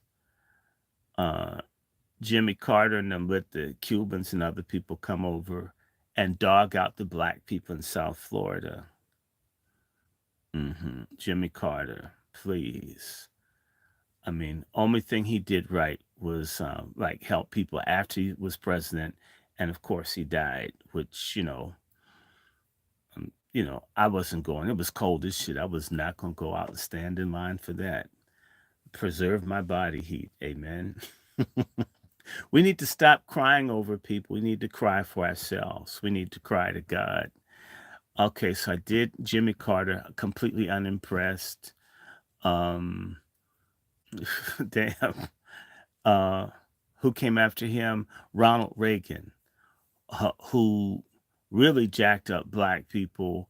And by the way, the Congressional Black Caucus is led by Walter Fauntroy. Got to give him his kudos.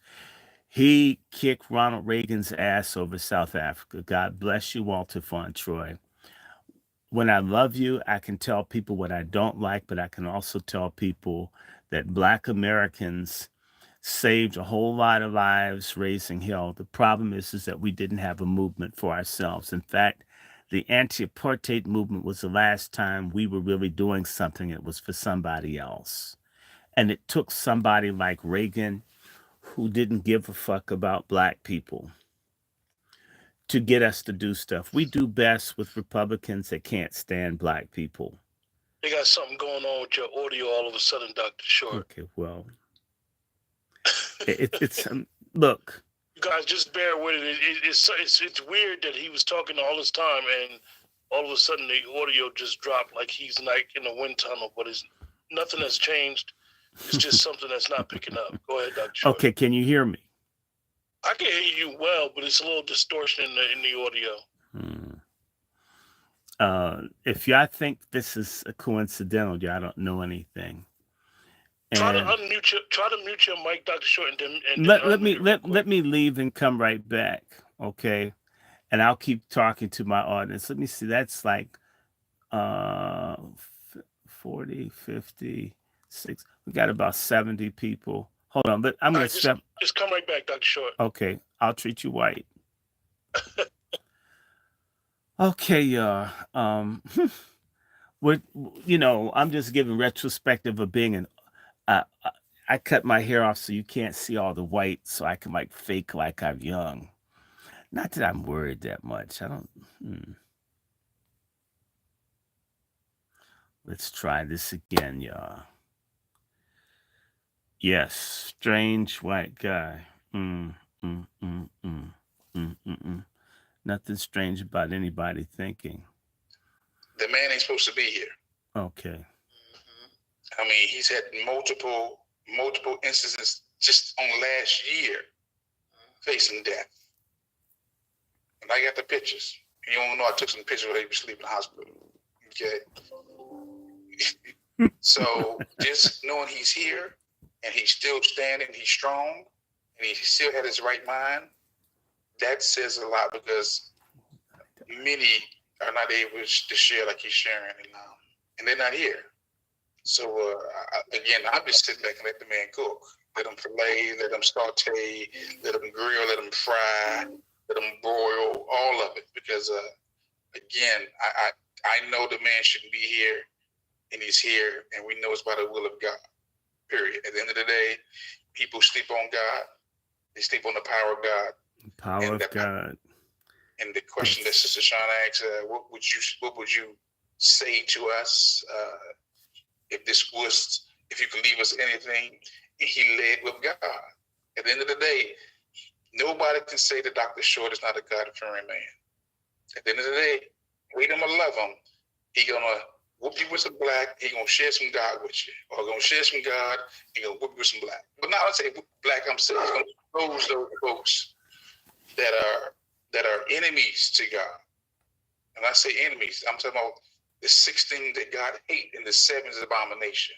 Those lying-ass tongues, those proud looks, those feet that swift the mischief, those hands that shed innocent blood. And Dr. Short just have a unique way of calling that out. So again, I salute him. Again, do we agree on everything? No, but I still love him because I know his heart is right. At the end of the day, the man loves God. And if anybody has a problem with that, they got a problem with God. Because I believe that he is one of God's voices in the earth, the eyes, the ears, the heart, and the mind. And I stand 10 toes down. I salute you, Dr. Short. Thanks.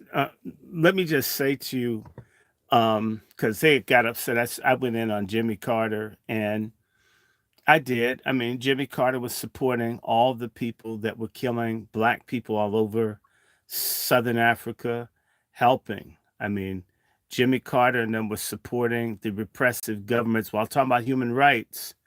Where black people being screwed, he didn't do anything. And Jimmy Carter was in when we had one president in the history of Nigeria who spoke out for black Americans, because Jimmy Carter made a comment. He described black Americans as a problem. And the president of Nigeria, Shagari,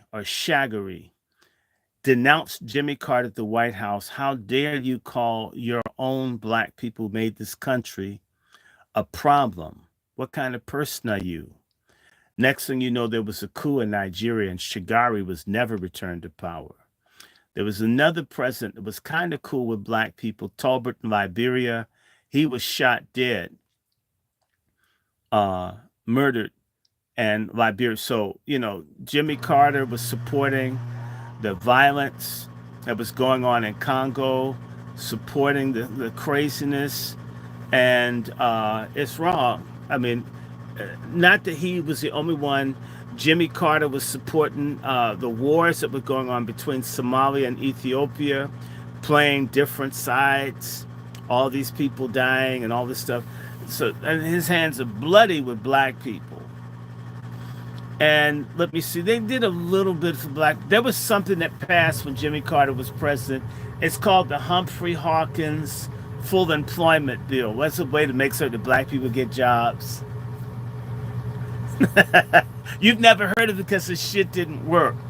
Augustus Hawkins was a high yellow congressman from Los Angeles, and Humphrey is Hubert Humphrey, I think. The guy ran for president. Black people, certain black folks got nice jobs. Okay? In fact, I say to people,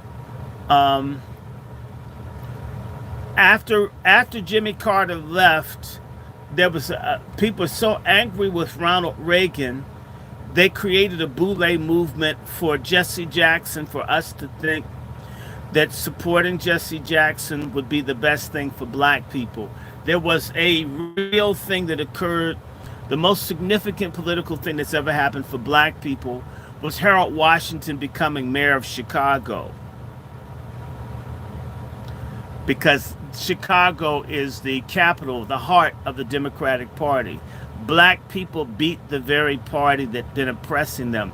That same Chicago Democratic Party that engaged in mass murder of black people in the city of Chicago and East St. Louis. Black folks won, and they assassinated Harold Washington with black help. See, everything bad that happens to us has a black hand on it. You know what? It's more likely to fail if you could get the damn black hand off of the gun.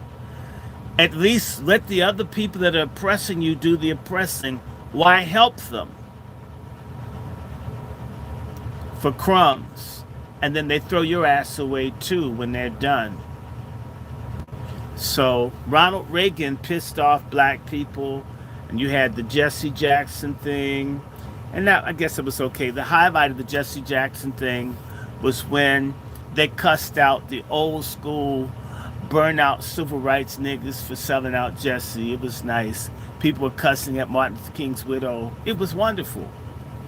I mean, people, this was the first time black people who speak for us were in a situation where they met some grassroots people who didn't care that they'd seen your ass on mainstream television or that you were on the Selma to Montgomery March or Montgomery to Selma March. Or, oh, no, I'm sorry, Selma to Montgomery March. I had it right the first time.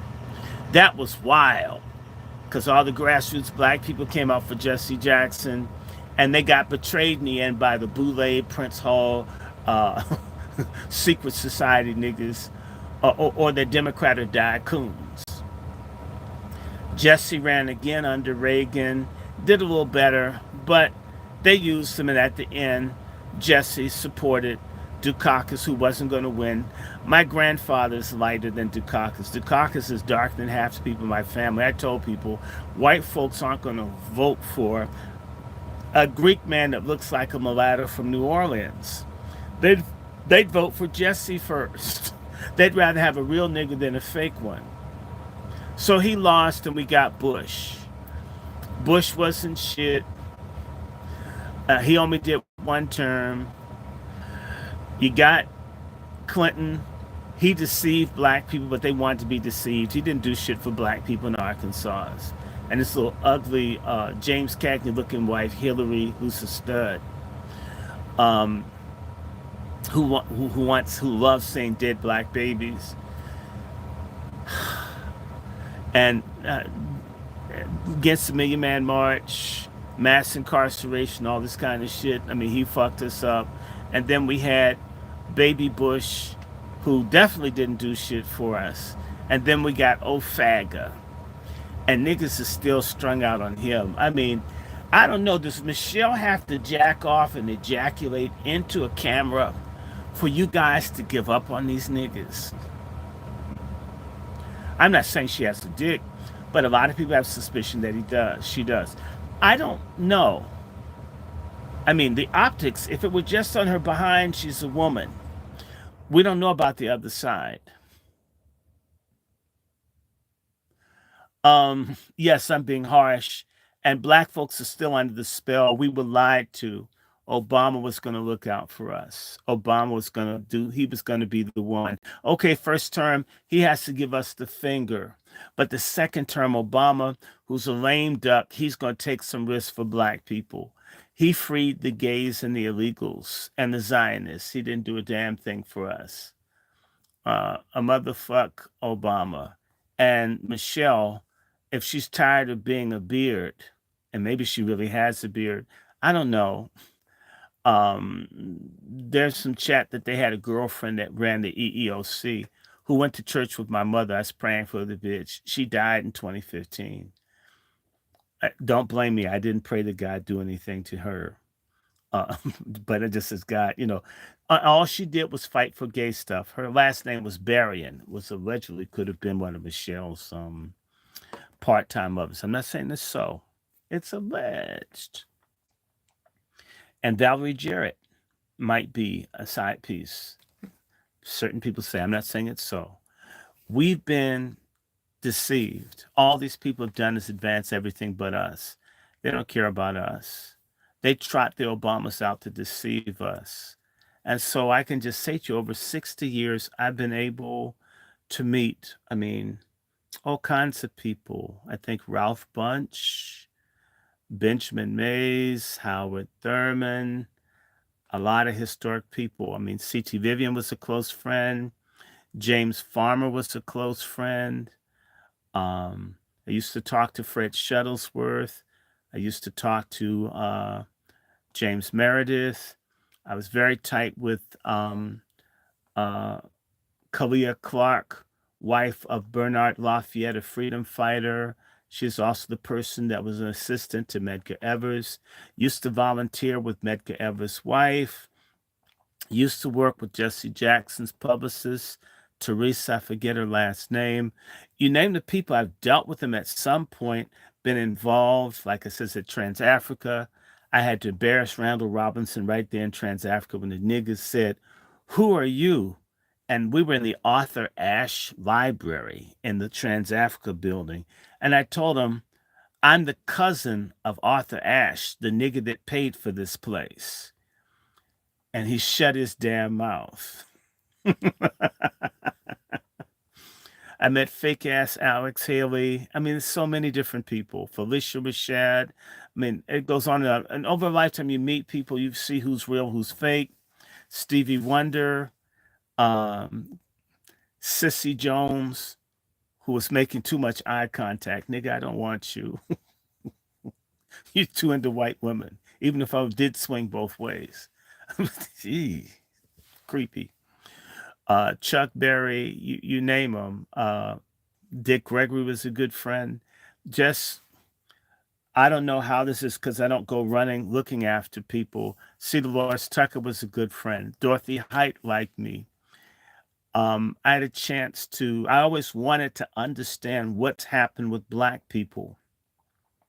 So as a result, I'm from a very early age. Oh my God, my dad was buddies with Richard Nixon, speechwriter, whose name is escaping me.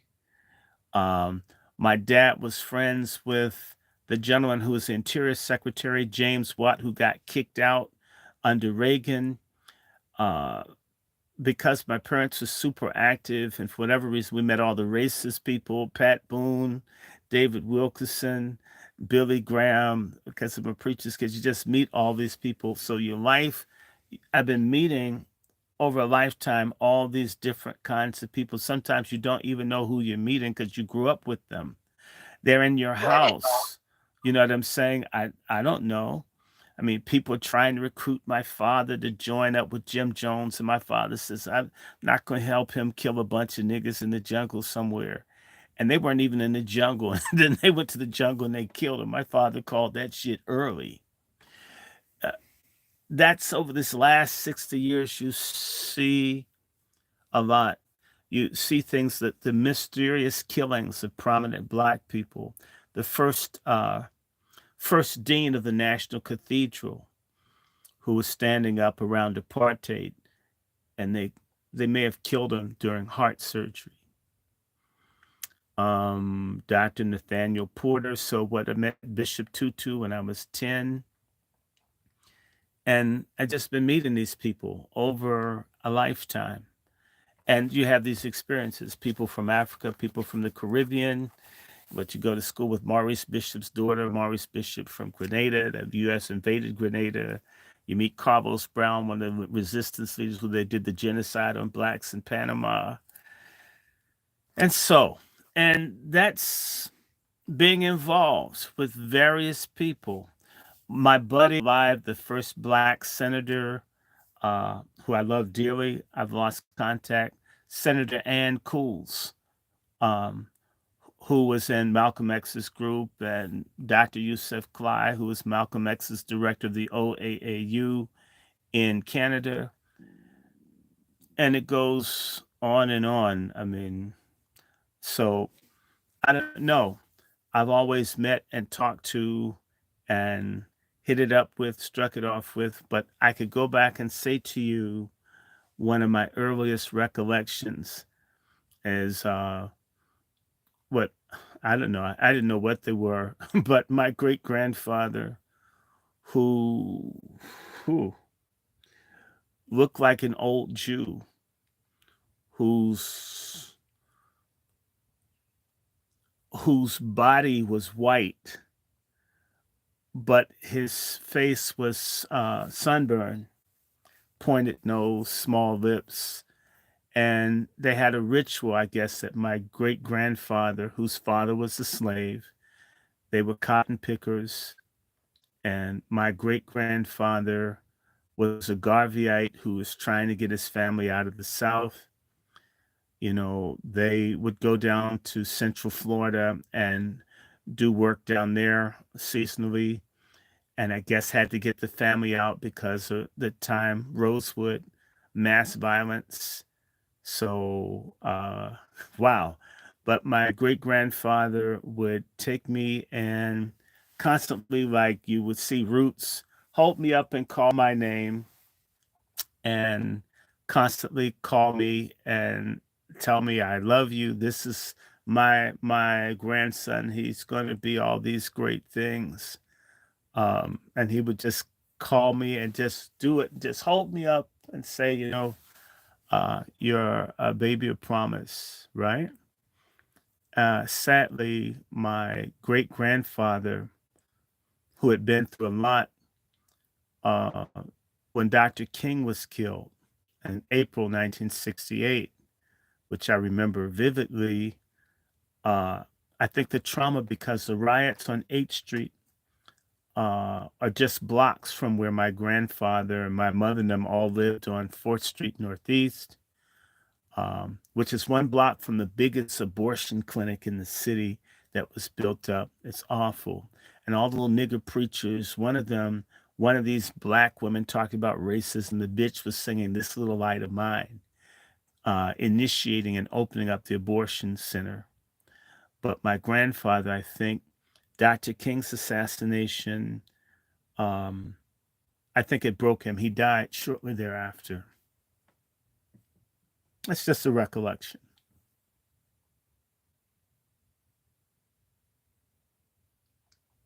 So Dr. Short, in those experiences, I mean, basically, like you said, because of your parents were.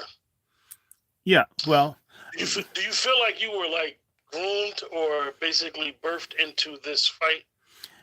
let me be clear about a couple of things, and because I can go back.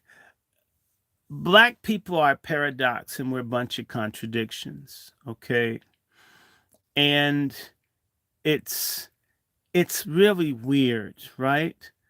Um, the more I learn, the more it's just weird. Okay, one of my grandfathers was a white preacher that was raping his African female slave. Another grandfather had at least 10 or 12 children with black women and didn't free any of them. So my third great grandfather, who had the name Short that he got from his father, who claimed him in taxes and everything else but wouldn't give him his freedom, was so white they have black and white on his tombstone.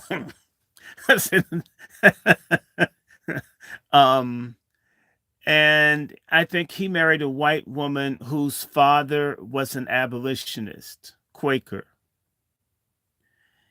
And then his son married my grandmother, Betty Drake, one of the rare people I've been able to find on my family tree. Betty Drake's father was from Africa.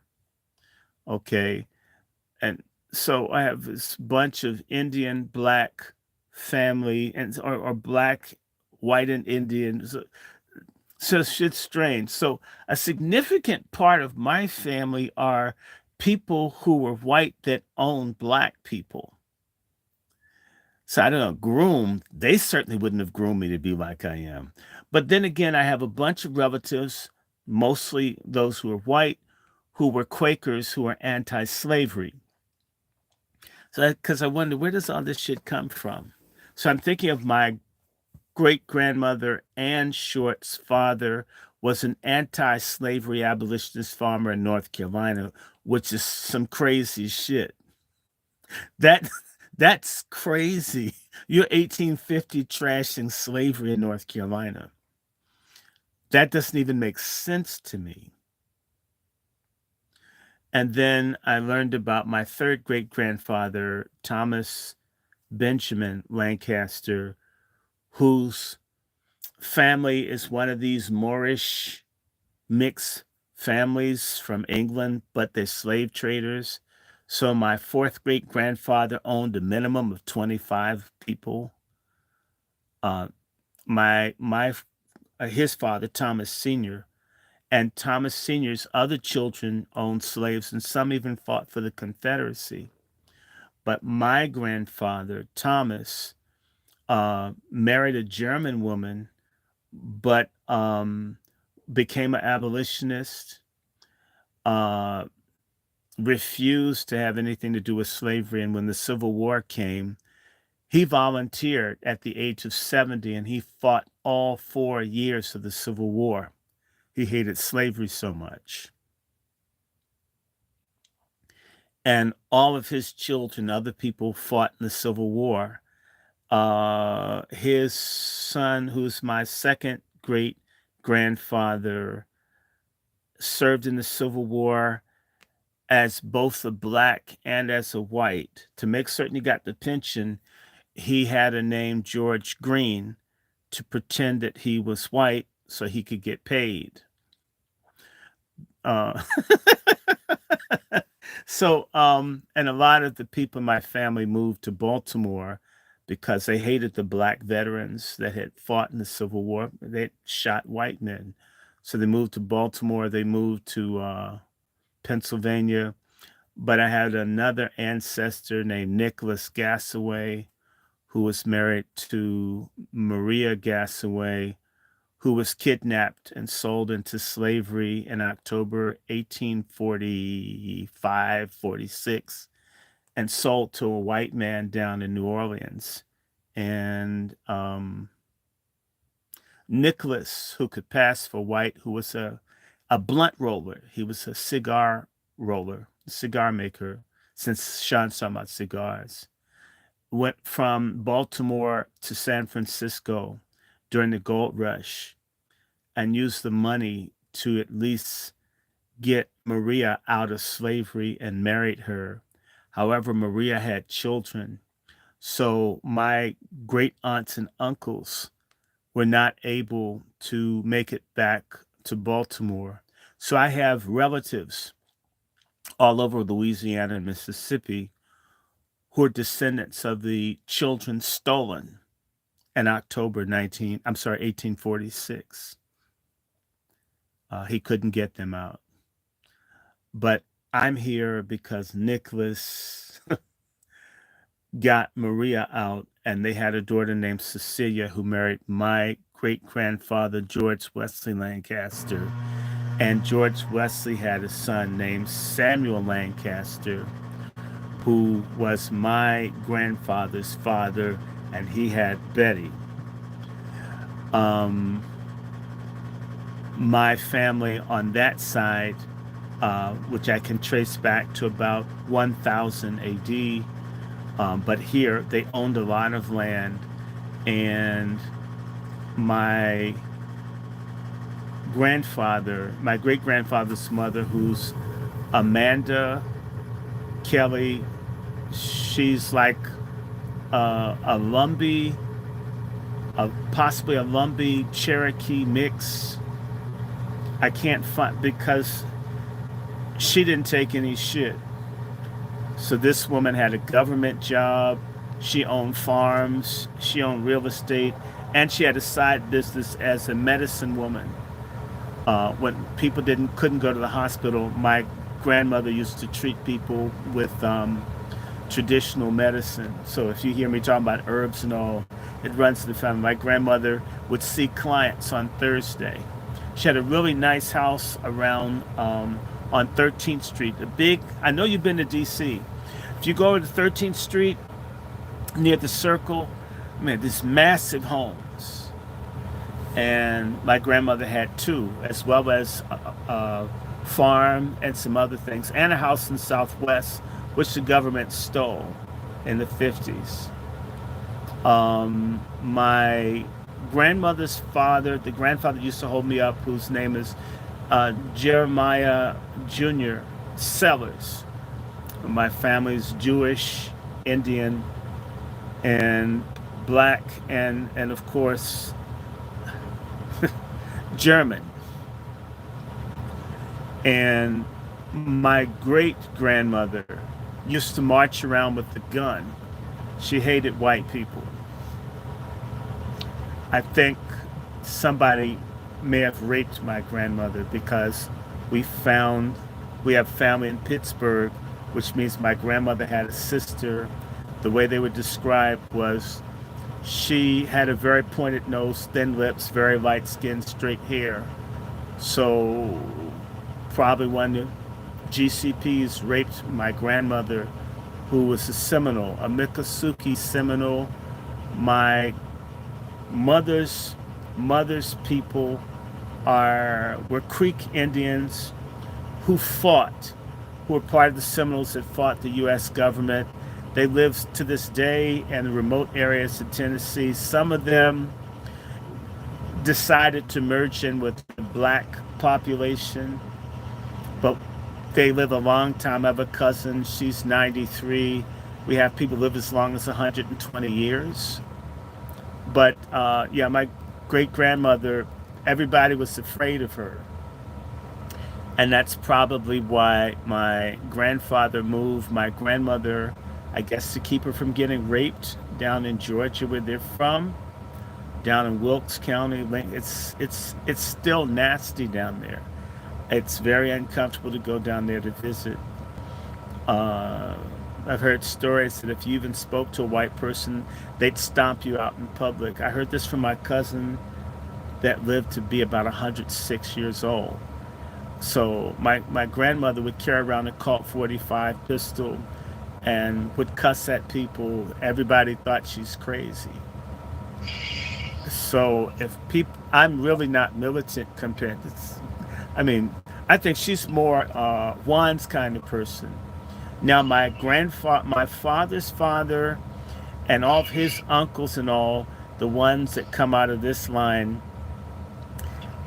they were kind of violent. I had about 5 or 6 great uncles, and they all went postal. They had a mass shooting situation with white people down in North Carolina. So none of them have a death certificate because they disappeared.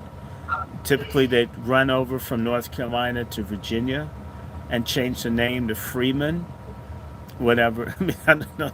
It's and my grandfather and all my cousins, all of them moved to Philadelphia and D.C., Baltimore, usually after some kind of violent altercation down where we're from in North Carolina. And as for my grandfather, who's my mother's father, Jeremiah, he was a Garveyite, and you can't be a Garveyite down south. That's crazy. So, I don't know if I picked my father's mother would call and cuss out Eleanor Roosevelt on her personal number in the White House. She's very active. So, I mean, uh, so I don't know. My dad, to me, was kind of my dad wasn't involved in stuff until after Dr. King got killed. So he's kind of coonish. My mother went to the marches, was out marching with Sidney Poitier and all of them in 1957 and then in 1963. And, my mother had a dream opportunity.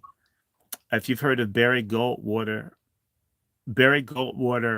wanted to have a black assistant, and he picked my mother. And my mother had an opportunity. My mother turned him down. A lot of people wonder, a lot of stuff, Juan, you guys know, opportunities come to you, but at what price to your people? I had an opportunity to be public relations for the Rwandan embassy, but what they wanted me to do was to cover up the mass murder of people, mass assassinations.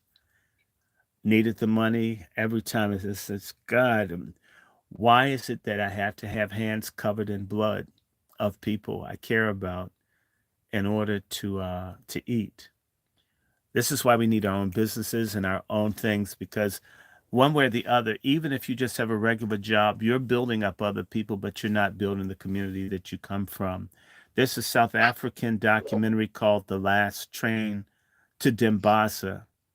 And it's amazing if you were to see it, because there's a point where they pass this graveyard that's full of little graves of all the dead South African children that died. Even now in South Africa, again, fuck Elon Musk and this thing about white South Africans.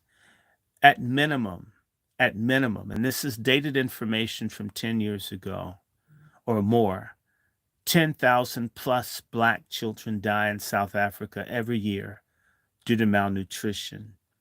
Do you realize, and that's the lowball number, that's 120,000 unnecessary dead children. South Africa got its so-called new South Africa, 31 years ago? So every 10 years, that's a million people, right? That means 3 million plus black babies have died unnecessarily in South Africa due to the social public policy that white South Africans made as part of the deal to let a few Negroes get paid. 3 million. And then we'll talk about a few farmers. They need to go fuck themselves. Are y'all hearing me? The last train at Dimbaza, it shows the trains. If you ever go to South Africa, the trains are set up where black people go to work for white people.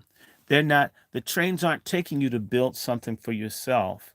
Even when you take the trains to work, you're going to build up the very people that don't believe in your humanity, that don't consider you human, that vote against you, that want you segregated, that don't want you to have safe drinking water or housing or education. That's, and even in that, that's interesting.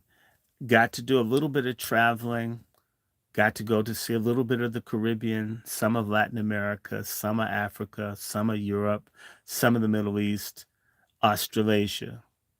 In fact, if I had a whole bunch of money, I'd love to travel with friends all over the place and would love to. That's my hope this year. 60, I'm going to do some kind of trip. But the first thing is I have to do a road trip. As you know, I told you guys I had my heart attack on February 13th, 2022.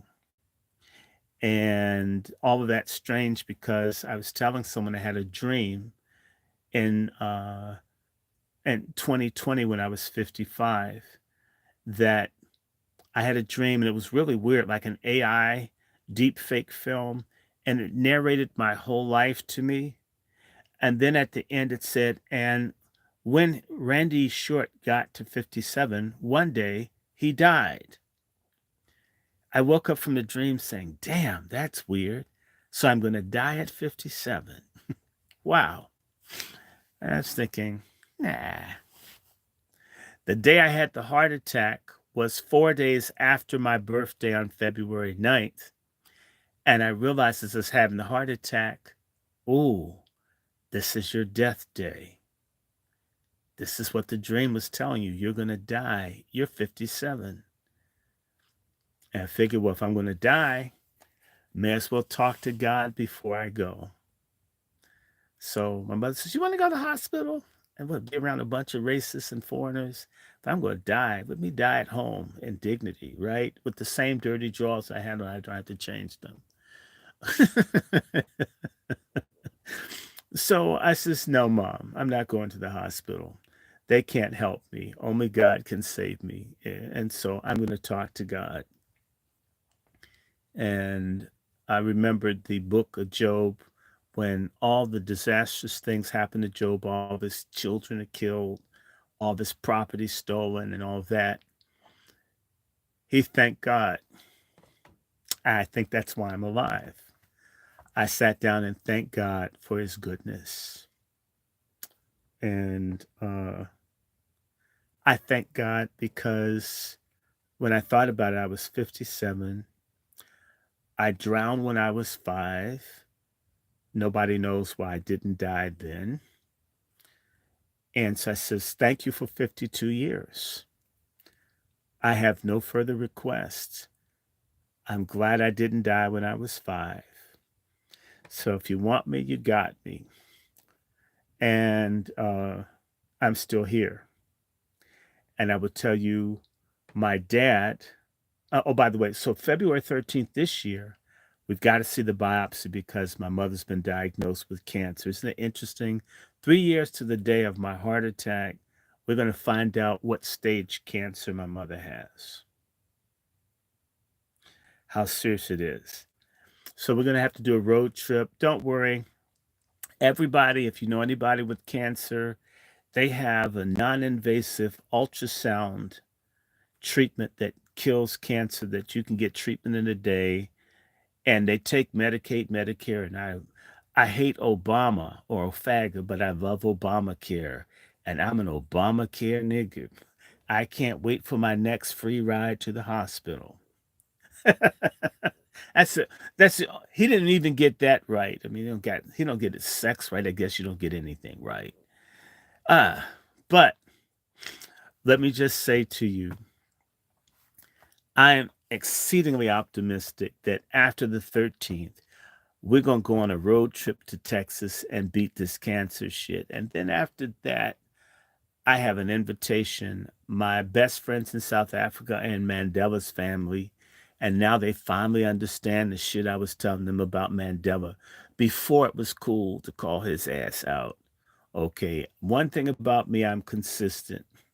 If I tell you Obama wasn't shit in 2004, I'm saying it 21 years later. I don't care.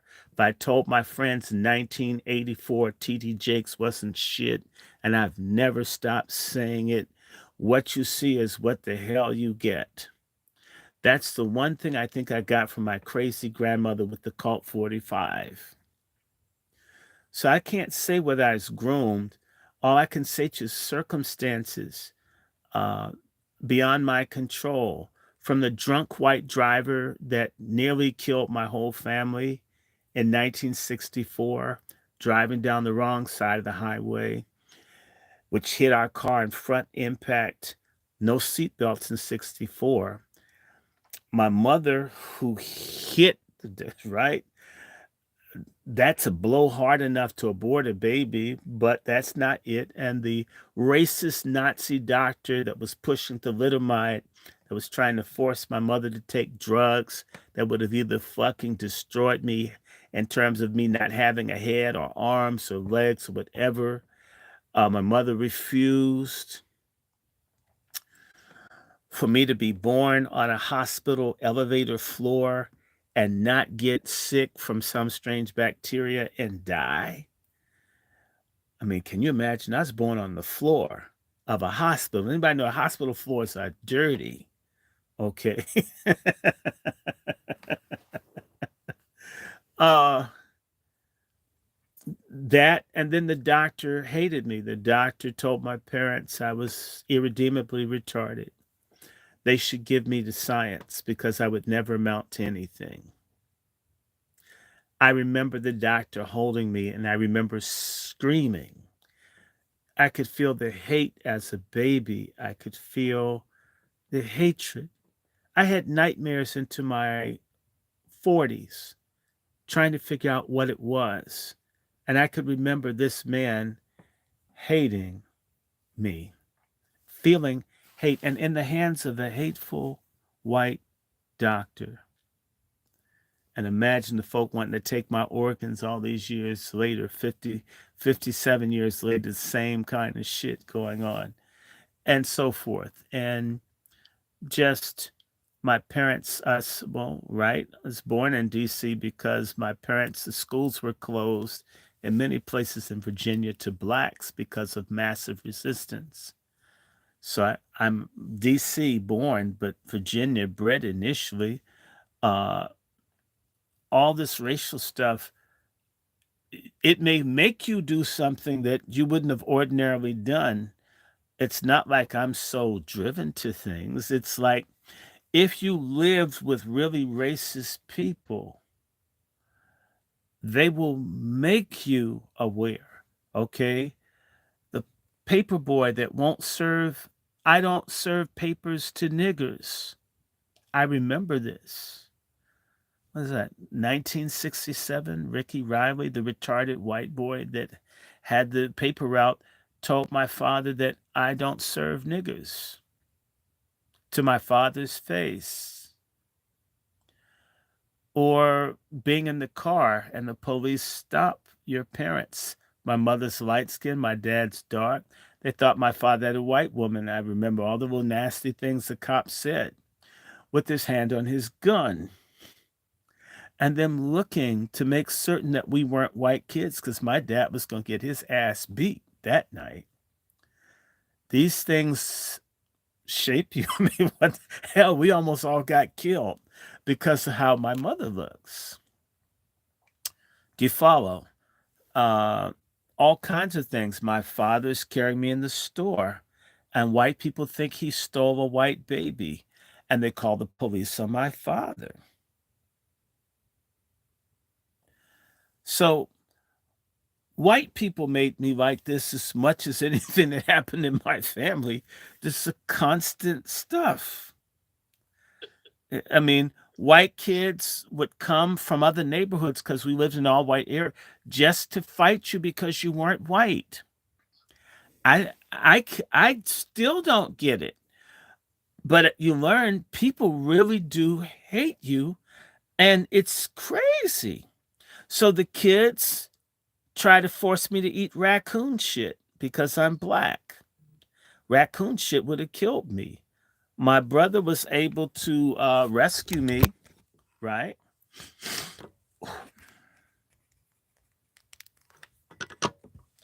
Are you feeling me? Mm-hmm. But I mean, that's I I just started learning how to talk to scream to keep people from putting raccoon shit in my mouth. Who does stuff like this? Why do you need to put trash in our yard and then call us dirty? Why do you beat your children if they speak to you? I mean, why do the teachers do certain things to you? Why do you follow it? So, I I didn't ask for this stuff. I didn't say, "Oh, I want to be angry about racism." No, but if someone comes and spits on you, I remember the craziest thing that ever happened to me. I left my army helmet outside, and like a dummy, I put it on. Someone had pissed in it. I was covered in piss from a white kid. That was funny. Do you understand me? And I have hundreds and hundreds. I mean, I'm not that old. I didn't grow up in Mississippi, right? Why did my teacher need to body slam me for saying Egyptians were black?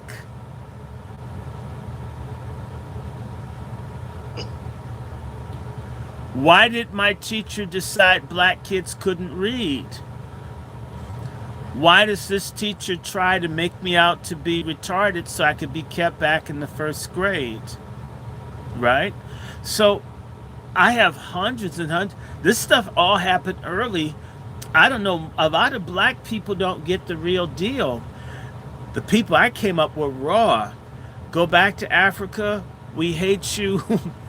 When Dr. King got killed, some white guy got stabbed on 14th Street. People are threatening to kill us for revenge. I don't even live in this, right? What else can you do? Either, let me tell you something. I remember this from 1969. First grade. The teacher, her name is Mrs. Young. Mrs. Young looks a lot like Hillary Clinton. That's probably why I don't like Hillary Clinton. And Mrs. Young, when we started school, first day, I'll never forget, the class may have had about 35 kids in it, and maybe 5 were black. And an irate white mother came in and counted. In fact, she didn't just count. It's like she came up 1, 2, 3, 4, 5. 5 niggas. 5. And goes to the teacher and says, "Why would you let them in your class? There are too many niggas in this class. My daughter has 5 niggas in her class. You're a white woman. Why are you allowing this? Can't you make them leave?" And she's saying to her, "It's my job." She says, "Well, you know what? I'm going to make your job easier." She took her daughter out of her class. That's not my first day of school, but that's first grade. And I can tell you, pre-kindergarten, worse shit happened. So by first grade, I've been dealing with this shit for about 3 years. But Mrs. Young had a little plan. Mrs. Young segregated the class by what she said their ability to read, and of course, all the blacks were put in the slowest group. I already knew how to read, but I don't read well out loud to this day. I'll stumble, I'll botch up words. I can read fast, but it goes so fast until the words get scrambled. I do that in the Bible sometimes. I have to slow down. And what Miss Young would do when we would read is she would intimidate, insult, and scare the black kids and convince them that they couldn't do it. They couldn't make it. And I remember the other black kids in the circle, they would have their heads down because it was a white woman. And there was one girl in particular, I'll never forget her name. Her name is Julia. Julia's a dark-skinned girl, and she would just disrespect that girl so badly until whenever the reading started, she would just have her head down. Just go lie to me, white woman. Don't hurt me. Don't talk bad about me. And Julia, would you like to read? And she'd smile. And Julia had have her head down. No, ma'am. Get to me, and I could read. And of course, I'm used to it. I'm the odd nigger out. I don't fit in. I'm bad. And she would get so angry because I would read on the other black kids, because the circle had a lot of whites, but she would gradually say, oh, you're doing so well, we're going to put you in the other group, to make it seem as if it wasn't racist what she was doing, right? And because I could read better than the white kids in it, which made her, but she would help the white kids that couldn't read. And she'd just be mad. And one day I told her, I want to be in the other reading group. And so she told me, well, if you want to be in the other reading group, you need to be able to read. And she didn't do this to the other people. You need to be able to read the last chapters of the book. And then I'll think about it. So I took the book home and sat down that whole weekend reading it backwards and forwards. And on that Monday, I came in, and she was doing it. And I says, Miss Young, can I try my reading for chapters 5 and 6? And she smiled because she hated black people and black kids. White women destroy lots of black children. Forgive me. You black women are fucked up and trusting your children's future to white bitches. Stupid assholes. Those are your kids. They should know how to read before they get to school. It is nobody's responsibility other than yours. If you don't want to have a kid, don't spread your goddamn legs. And think about who you spread them for. And if you spread them for a sucker, that baby is your damn responsibility, not the community, not the state. It doesn't take a village to raise a child. It takes a decent ass, committed, dedicated mother. And we are lacking that. Let me finish my story. Now that I've pissed off the pork chop feminists. Fuck y'all. This is my birthday, and I'm celebrating it the only way I know how, pissing off stupid ass black people. And I love it. Oh, I love me, right? Let me hug white Jesus. Yay. White Jesus, he's my friend. If y'all don't want me, he's a friend to the end. My white Jesus. I like him. And even sisters. What do you have to lose? And white Jesus will give your kids good hair. He won't need a weave if you get him. Your kids will just have that nice straight hair, because our sisters are so unhappy with their hair and everything else. Anyway, Mrs. Young, can I do my test? And she smiles. Do you really want to do it? Are you ready today? I says, I'm ready. So she says, go ahead. So I start reading, and she realizes I'm doing it flawlessly. And she gets angry and says, what do you think you're trying to pull? That's not reading. Who taught? And she said, "It's over. I'm not going to play anymore with you, Short." And so what I did was I had my sit-in. Since she did that to me, I took my chair, turned my back to her, and I would scream during the reading session. I'm going to disrupt the whole fucking thing. And I did it every day until that bitch gave me permission to go to the library. So I was no longer in a reading circle. And what happened was I would go to the library and read. And by the way, I never liked fiction, so I started reading nonfiction. I like real history. After all this fakery, I need stuff to be real. I can't deal with fiction. It's got to be something that actually happened, real shit. Let me just tell you, Mrs. Young set me up to make it out that I couldn't read. I was retarded. They'd write all these ugly notes, and my mother would see it, this, that, and the other. We need our own schools.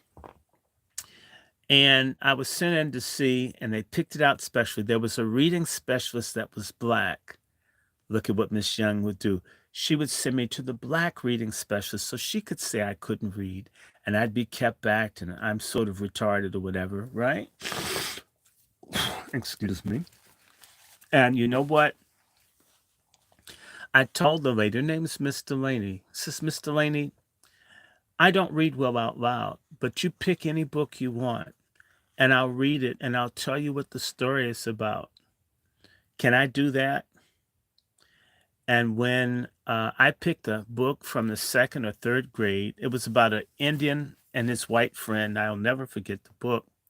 I explained the whole story to her, and Mrs. Delaney doubled over crying and said, I can't do this. See, it was her job to destroy me. I took the note back to Mrs. Young, and she began to curse. Damn it, you and your tricks. But that's okay. She was mad because I would call Mrs. Young, even then in 1970. So what is that? 55 years ago, one of my favorite words was racist. By the next year, I was in a far more advanced reading group because I tested well in spite of Mrs. Young. So when I say to you guys, and by the way, my parents didn't help me. My mother didn't tell me. When Mrs. Young was my teacher, I think, a white girl spit in my face. And because I did a rep, I've always had a gift for poetry. And this white girl named Annie, she was from West Virginia or Appalachia somewhere. There are a lot of people who are moving to the DC area for the jobs, government jobs from West Virginia and other places. And they could be the most kind or the most nasty white folk you ever want to meet. And for whatever reason, even back then, most of my friends were white. The black people thought I was crazy. They would not be friends to me. I couldn't win over black friends. I was told I acted white or whatever. I'm fighting white people and I'm acting white. See, I learned early that black people were sick as hell. I mean, and it's been one long lesson that most black people are sick, and I don't know if they can be saved. But the white girl, Annie, was mad that all of the white kids that she wanted to be friends to were friends to me because I make people laugh, as you know. And so, and these people are so obsessed with black people, all the stories they were told. I would do stuff to turn things out. So people always wanted to be around me to see what I was going to do next. And she was mad, and I think she called me a nigger. I'm so used to that. Nigger's not even offensive to me. Everybody used it. A lot of y'all don't. You be certain places in the South, everybody calls black people niggers to their face. It's just normal. I grew up with it. I didn't realize how bad the word nigger was until I moved to a black area because it just heard it all the time. Nigger this, nigger that, nigger, nigger, nigger. I mean, if someone said nigger, I would turn around, think they were calling me. And I could care less about that because to me, proud nigger. Smart nigger, intelligent nigger, rational nigger, religious nigger. I didn't have a problem with it, but I'll tell you, the white girl got so mad she called me a nigger. And one thing I don't know, whenever people bother me, for some reason I know exactly what to do back to them. I came up with the rap with the rap on her. And I said something like, Annie's got no class, Annie's white trash. And all the kids fell out laughing at her because none of them liked her because she was poor and white. And that girl spit in my face. Went to the teacher with the saliva going down my face saying, Annie spit in my face. And the white female teacher turned her head away because she wasn't going to punish the girl for spitting on me. So what I did was I went to the water fountain the next day before school. The buses took us home. Went to the water fountain, hawked up all the spit I could get. Went to the water fountain, and I had my jaws full of water. And I did this all on this white girl. She was covered in saliva and water. And there was a hush over the class. The teacher gave me a note. I took the note home like a dummy, and my father whipped the shit out of me. And that's what I talk about, generations betraying, the older ones betraying. My father never asked me what happened. And one of many times my father beat me because somebody white said something. That's the slave in a lot of black people. For me, nobody, if I had a child or anything else, white or otherwise, could say something to me about a child of mine without me getting all the facts. And so the other thing you learn early on is that part of being black is betrayal, even in your own family. Wow. Well, Dr. Short, that is definitely a lot in 60 years. And Yeah, and yeah, we don't want to do wow too. Wow. I actually said wow the same time you did, Q. I was on mute, but wow. So Dr. Short, with that, and I don't know how much time we got left. I don't know if everybody got something else they want to add. Mm-hmm. And you going forward, how could we take from your living legacy and being able to identify, number one, allies, and number two, enemies? It's very enemies simple. From within and enemies from without. It's very simple. Everything operates the same. Love neighbor as self. Who respects you? Who treats you? It says you don't hear me say hate white people, all white people, because I'll tell you, my great great grandmother Annie, who's white or could pass for white, did everything she could at all times to help black people. That was her life. The place I'm going to get treated for cancer, it's a white gentleman by the name of Cam Huster. He's an intellectual properties attorney who's committed to making certain that black artists and entertainers get paid. So the Neville brothers, when they got that money you heard about years ago, Brother Q, it's my friend. He goes, anybody black broke that's an entertainer that he can help because he loves black music and black culture and he hates injustice. That's his life. I've had many people who've helped me when nobody black would, over and over and over and over again. They've been everything but black Americans and been white folks to oftentimes save me from black people. Or foreigners. What do I get from that? Again, love neighbor as self. Who's righteous? Who's holy? Who's decent? Separate sinners from saints, takers from givers. That's all you have to do. Have a standard, an absolute standard, and people will let you know who they are. People show who they are. Even people close to you. I gave gave someone some money a few weeks ago and I let them know, hey, look, I'm very low. I'm not going to have something for another emergency. What do? You turn around and wait a couple of days and don't. Then you ask me, yeah, your mother's sick, mine is too. And mine is sicker than yours. And no, not this time. Right? And I hope that person learned a lesson. I've been very helpful, but learning how to say no to people, even people you like. You don't have to say yes all the time. The only kinds of people that say yes to everything are slaves or suckers. The power of no. He got you in the wind tunnel again. That's all right. That's all right. It came back the last time. You know, before that you had logged down, logged back. You're good, Dr. Short. Mm-hmm. Just keep talking for a second. We'll see if it can. So, you know, you've got to respect and love yourself and demand that other people meet you halfway or better. And if they don't do that, there are a lot of people I like that aren't going to ever like or care a damn about me. Stop just focusing on how you feel about that person. How do they feel about you? Look for people that want to sow into your life.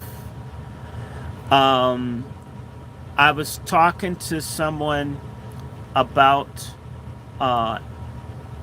Sister Shauna, though she wasn't in the conversation, talking about agricultural grants. She deserves it. I can't repay her for her kindness directly, but I'm thinking about it. If I get this thing and get her with, I think I can change her life. I'm also thinking about St. Paul College. I don't quite know how. There's got to be something I can do for. We have to think about what we can give from others and what we should at least expect, not measure for measure, but within your capacity. What could you do for me? What will you do? Or in the words of Shaka Khan, what you going to do for me when the chips are down? Stop making excuses. Racism is no excuse for me to mistreat or abuse others, younger, older. There's no excuse. Someone tried to molest me, multiple molesters in my childhood. That doesn't justify me messing over women. Child abuse, all kinds of crap doesn't justify me passing it to the next person. Right? Avoid people that displace anger, people that won't be accountable, people that are not responsible, people that can't manage their anger, people that have addictions, basically ungodly people. You are the company you keep. And it's better to keep your own company and be alone than be sullied by a lot of bullshit that people have. That's what I'm saying. I've been dead many times over. It's amazing. The people that tend to like me are gangsters. I get along with gangsters. Again, Rayful Edmonds, the drug kingpin that died, is probably my cousin, reasonably certain. Frank Lucas is a cousin. I have a lot of thugs in my family. Lots of them. People in my family, bootleggers, doing all kinds of stuff. Just, it almost comes natural to think of ways to get over on something. It runs in the family. I guess it's our Nigerian genes. Okay? It would be very easy to get into garbage. Easy. I love chemistry. I know I could make up some good crack. I worked as a bartender. I never told the story. I was over at Sirius Radio. They were going to have an office party. It was dull. And the people told me make drinks. And I shook up, man. I made some Cosmos. I had the people fighting their bosses and shit. They had to end the party. They threw me out. They said, take your drink mix, get out. You've made our whole party go. You made everybody fight and rebel against it. I had people fighting over Cosmos. They're only supposed to serve about like 60 drinks. I sent out 400. People were getting wild, dancing, white women slow dragging on black men twerking, and I got thrown out with my Cosmopolitan Knicks, and and never invited back. So I'm good with shit. I know if I made drugs, whatever, I mean, I'd have everybody messed up. Uh, that stuff comes easy. It comes easy to do wrong. But you know what? It pays off better to do it take a little more time to do it the right way. That's what these kids learn once they're in jail. I could have made this doing it the right way. You know, God's way is the best way. And God's way isn't being a sucker. It doesn't mean you can't defend yourself. You can't have a gun. You can't have money. You can't have the nice things. Are you following me? So what I would say to people is focus in. By the way, if you are with God, God will bring people into your life that you are supposed to be around. Stop trying to make things happen, whether it's love or relationships. God provides. It says he'll supply all of our needs according to his riches and glory. Not you do it. And it's a fucking lie that it says the good Lord helps those that help themselves. It says, be still and know I'm God. I know you guys have to leave. We can do another one of these or do something else. But one thing I'm going to say in particular, I would say this to black men for Patriarch Summit. Real men love women and love children, and they protect and they provide. If you're not at least trying to protect or provide, you're not a man, no matter how big your dick, your car, your guns, your house, or whatever you have. Real men are givers, providers, carers, nurturers. And by the way, real men like other real men and have solidarity. Some of the stories I've told you, I didn't use my word. A lot of the people I've met are brother fuckers. At the core of what I've seen is that we have pork chop feminists. These are miserable black women that hate being mothers, wives. They hate being women. And we have brother fuckers where the only aspect of being a man they like is that they don't get pregnant and they can get pussy. But they don't care about anyone. They don't think about family, about being fathers, being brothers, being uncles or grandfathers. They live for the selfish moment.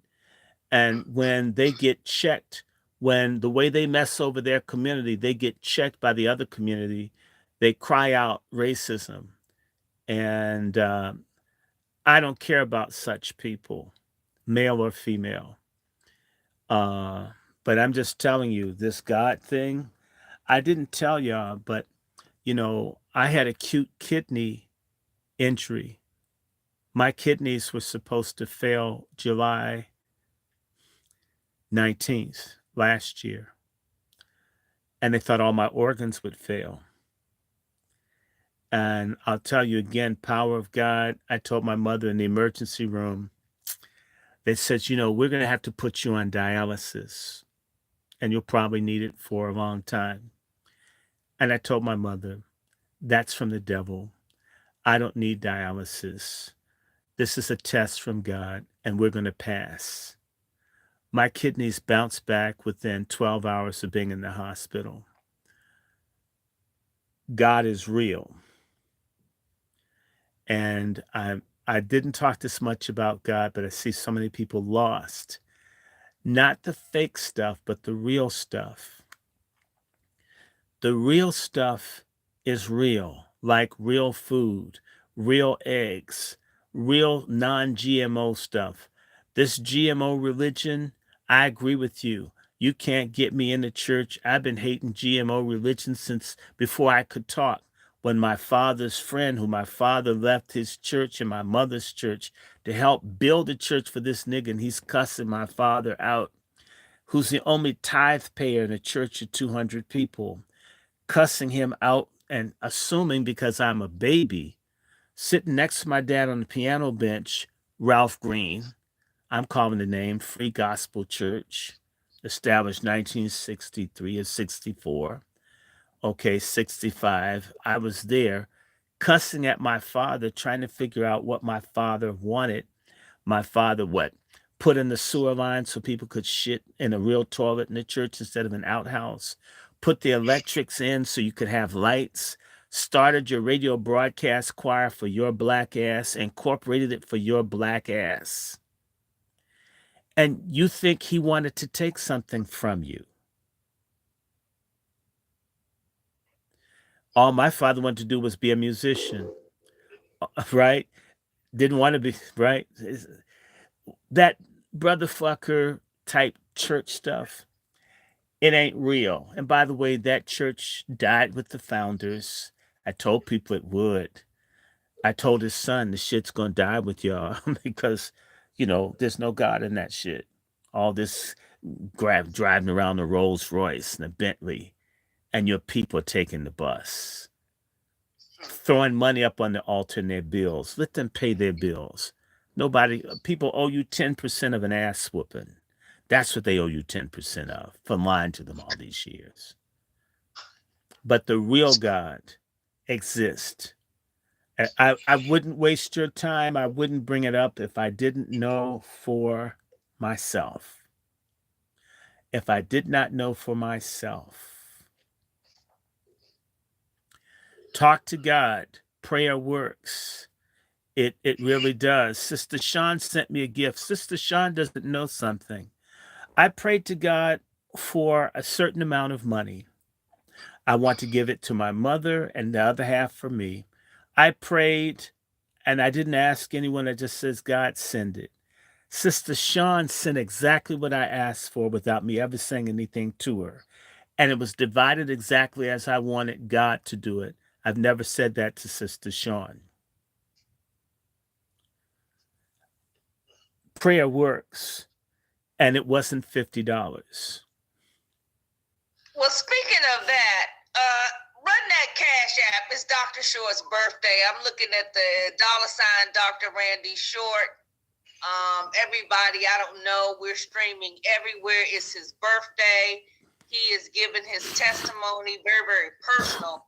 Mm-hmm. So I would like to, I don't want to interrupt, but, and I'll have my little closing, but yeah, we love you. Happy birthday. I want to remind, because you even got my mind kind of twisted. I almost off course here, but it is your birthday. I want to remind everybody that this is a birthday.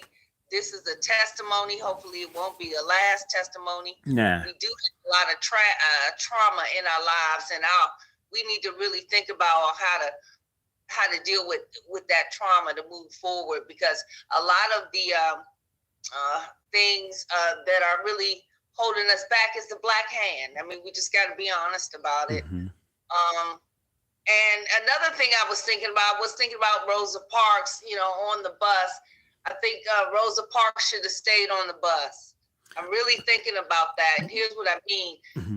We should stay on the bus, because I didn't really realize in that history, a lot of that history Dr. Short has helped me with, the previous Rosa Parks and that Rosa Parks, is we literally shut down the people for over 1 year. Did not ride public transportation. No white public transportation. That's discipline. But there was black public transportation. And like my grandfather, my great grandfather, who looks like, if you've ever seen a can of Pringles potato chips, that's what my grandfather looks like with the curled mustache. Again, I like being black. But God, if you saw Sean, you got in your family too. I mean, that was the other thing I have to say to y'all. Learning how everything's a lie, going to my first family reunion, and there are people that look Chinese, people with blonde hair, blue eyes, just every kind. And I'm thinking, the absolute minority of people at the family reunion would have looked like me. You know what I'm saying, Sister Sean? Mm-hmm. And I'm saying that And they're black. There you go. Well, where all these white folk come from? And my God, they're black. And I'm thinking, my God, I look like this. Granddaddy has a pointed nose, thin lips. My brother has those slanted eyes and small ears and the thin lips and more wavy hair. And I look like this. And, my aunt, my great aunt, that was named for my great great grandmother, who they called me nigger monkey because I guess they didn't have. Yeah, I mean that black self hatred. It's See, that's what I'm saying. Yeah. and the person that I was named for could pass for white. They absolutely hated me. I was the nigger monkey in the family. I mean, this is some really nasty colorism, which is why I don't use the name that Sean. I mean, in fact, my comment is he'll go to his funeral, I'll go to mine. That's how I felt about those niggas, right? Let me add this in context. I was a member of Free Gospel Church, the same church that your father came out of, Bishop Ralph E. Green. I was a deacon in the church. I went to the school, Opeka, Open Bible Institute for Christian Apologetics. Bishop Green married me and his mom. And you're divorced now, too. I'm divorced now. Yeah, he did that marriage. Okay, I believe you. So I just want to give some context for those who are Free Gospelites who came under Bishop Ralph E. Green, his wife, Shirley Green, his daughter who took over the church. Well, the split that happened with Antoinette and Wayne, I'm familiar with the history. I was there. Matter of fact, I was an avid listener to Bishop Green Monday, Wednesday, Fridays from 8 to 8:30. Okay? I came out of True Grace Holy Temple. Went to Reverend Green's church and became a member. And I can co-sign what you're saying because the church split because at the height of PACT, People Against Civic Terror, back in 1994, 96, my brother got killed in 93. Free Gospel was unstoppable. But he listened to the Lord, chose family, and everything went downhill after that. Okay, now you need to know this because you don't know it. He was supposed to be my godfather, and she was supposed to be my godmother. Okay, and that church was started by my dad for him. My dad created it because he had been kicked out of Where the Cross Church because they were jealous of him. They made him give up boxing and then didn't want to let him be a preacher. Doc, there's no coincidences. Our history, and what we're talking about, we're going back decades. I'm going back to 1963, 64. And what I'm saying to you is that, and Holy Temple was established with the technical advisement of my mother and father. And there are other churches that people help put them together. All they want to do is do the good work, help the people. So my mother was the lead soloist for, Free Gospel. And they would go out, and they'd just have my mother sing, and they'd have hundreds and hundreds of people come because my mother could really be one of them gospel shouters. Folk would come, by the hundreds.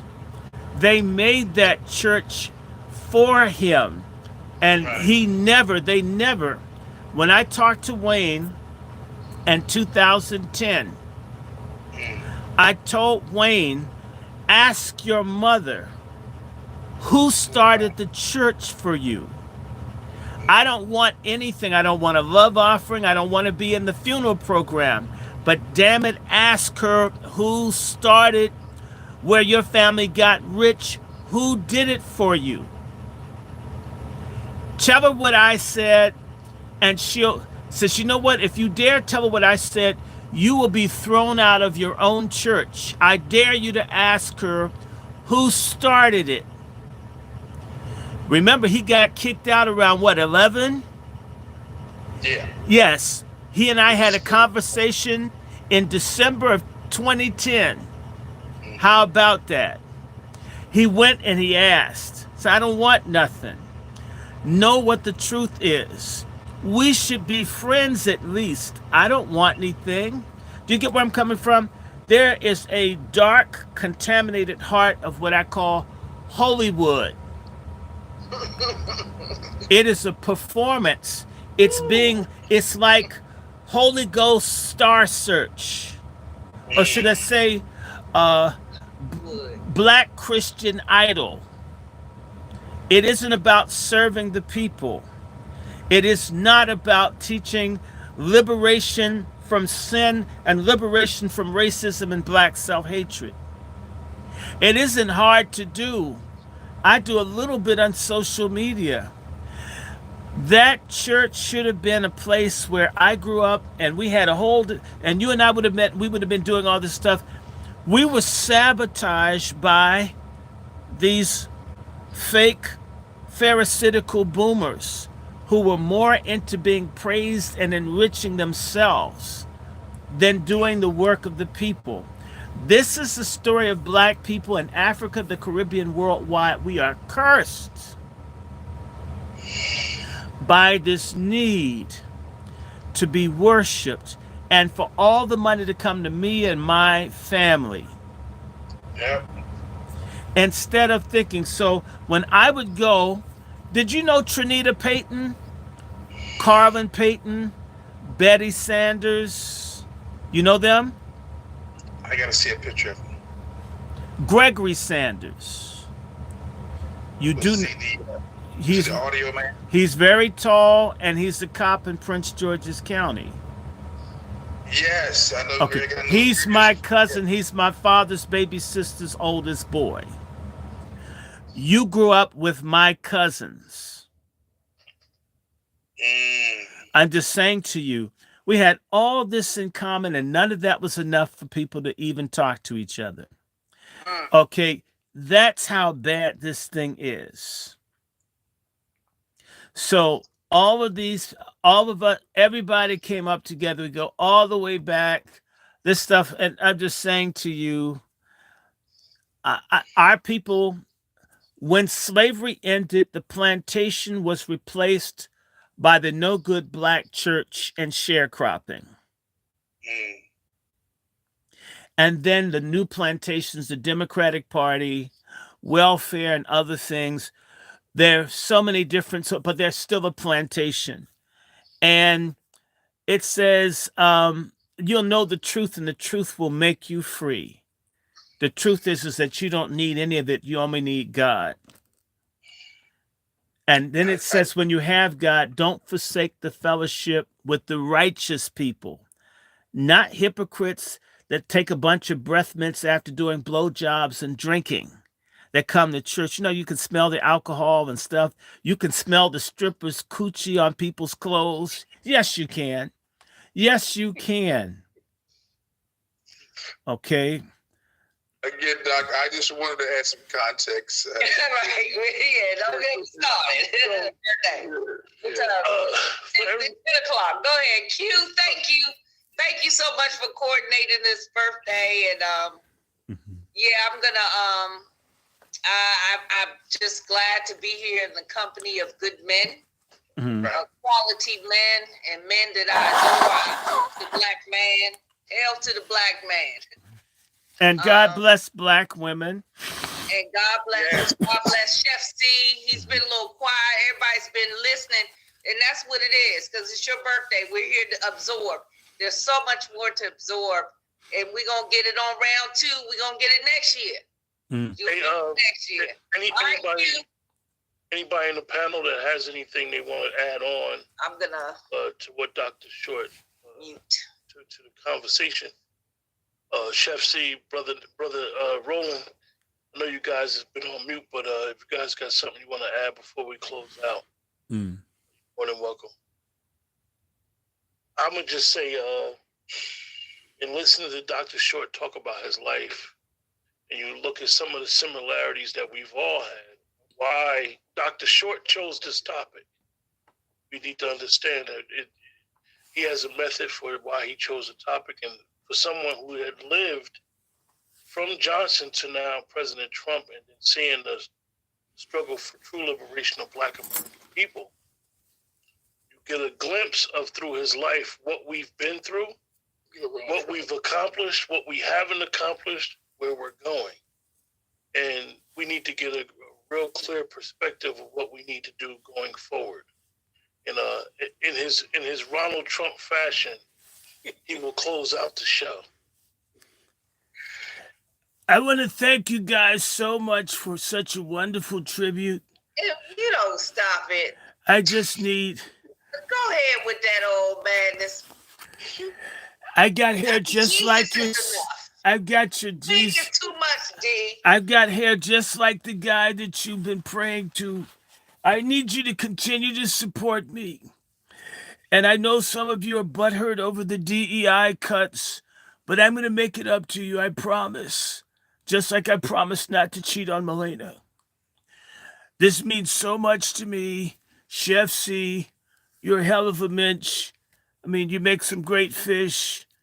I bet you've had some great fish too. Women like cookers. Yeah, women will screw a chef because they don't have to go in the kitchen and their makeup doesn't come off. I learned all about that. So I want where's to. the I want to thank the. I want to thank Brother Q.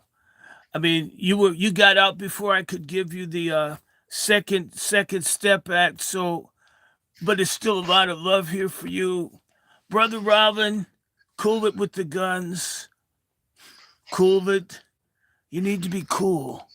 You need to learn how to fit in. You need to learn how to wear a suit, Robin. Stop fighting against white supremacy. It's going to be here, sort of like a shanker on your penis when you don't go to see your doctor when you get infected. And of course, I want to thank our brother Juan. I hope you betrayed black people as often as you arrested white people. We've got to keep it even. I really respect you. I want to thank everybody for this. And you know how to cash app Dr. Short, $sign DrRandyShort. On behalf of Dr. Short, Ronald Trump, I'm the black manifestation of the greatest person of all times. And don't worry, I'm going to get rid of Elon. I understand he's really bad for black people. And I really like the people in South Africa, especially when I went to Kruger Park. They helped me kill lions. But I felt bad because I felt the lions had copied their hairstyle from me. They may have been cool, but I still shot them. And I want to just say to you that you've got to get, wow, I don't know what to say, but you can send it Dr. Randy Short. You can send that, or I do Zelle. That's my email, wrandyshort@gmail.com. It's also PayPal. I've got a Patreon, which is Dr. Randy Short. I've got a Venmo, which is Dr. Randy Short. I don't care how big the contribution is. I've got a huge basket full of books I need on Amazon. It's about $400. If I could get 2 tonight, that would be so great. So I thank you. And someone said the Bible's black history. It's true, but the star is Jesus, and I say he's white. I don't want to lose the paying customers. You know how you don't put blacks up front in the restaurant? Well, you got to kind of keep white Jesus up to keep all your customers happy. If you put a black Jesus in your church, nobody will go. The country will become communistic and Islamic. Come on. Let's work. I get it. He's a black guy, but it's not good for the bottom line. So I want to wish you guys a good night. I live to be 60. I can't believe I wasn't a victim of street crime here in D.C. And the coons didn't get me at Howard, and the coons didn't get me at the HBCUs, and the coons didn't get me in church. So I'm here to say I'm committed, dedicated, and my victories will be your victories. My jokes will be your jokes. And by the way, I had this joke. Can I tell a joke? No. Yes, I'm going to tell a Somebody joke. said we're Brother Bag X. I'm going to tell you guys a joke. What does a stud lesbian call AI robotics? What is AI robotics to a stud lesbian? What? I think you black people are intellectually inferior, but I'll still hire you. I've got golf courses. You can carry a caddy. They make great money. Lesbians consider vacuum cleaners as AI robotics. In fact, that's why they don't have vacuum cleaner stores in gay areas. The lesbians will Is it a attack Hoover it. or is it a Kirby? It doesn't matter if it sucks It doesn't carpet. matter? If it sucks carpet, it's competition. Okay. Nobody wants competition. People want monopoly. We want everything like my friend Elon. We just want to have everything. It's the white way. It's the American way.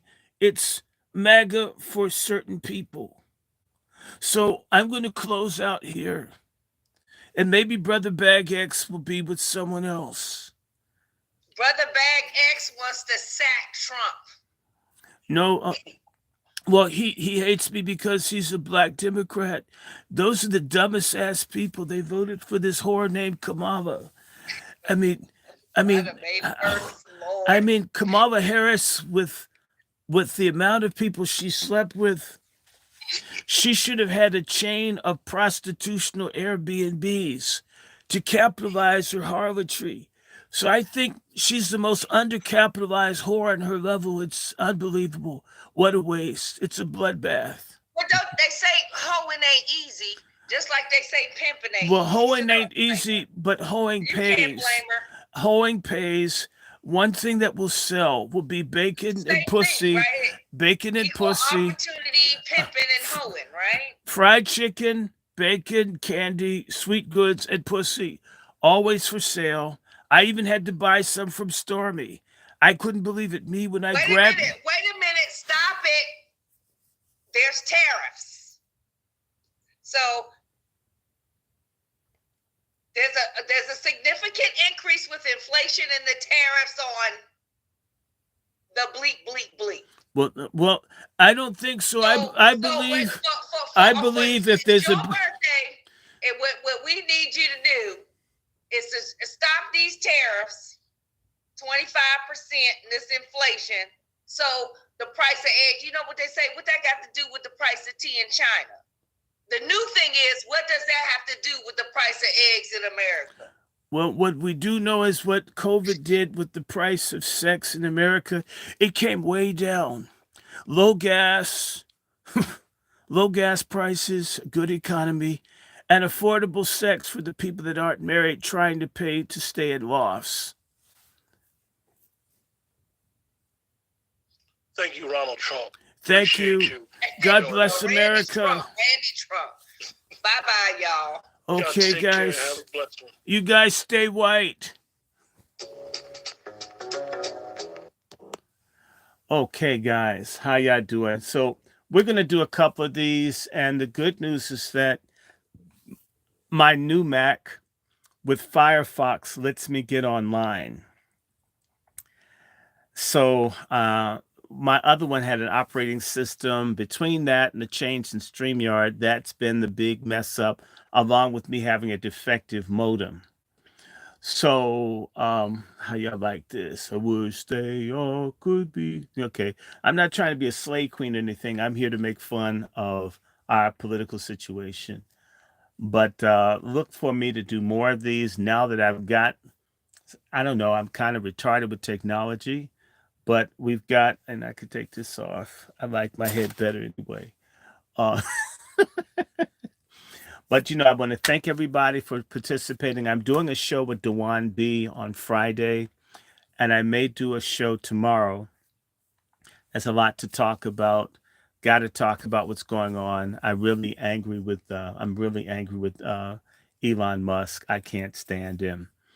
I mean, I've never liked him, but it's worse. And so expect to have more programs.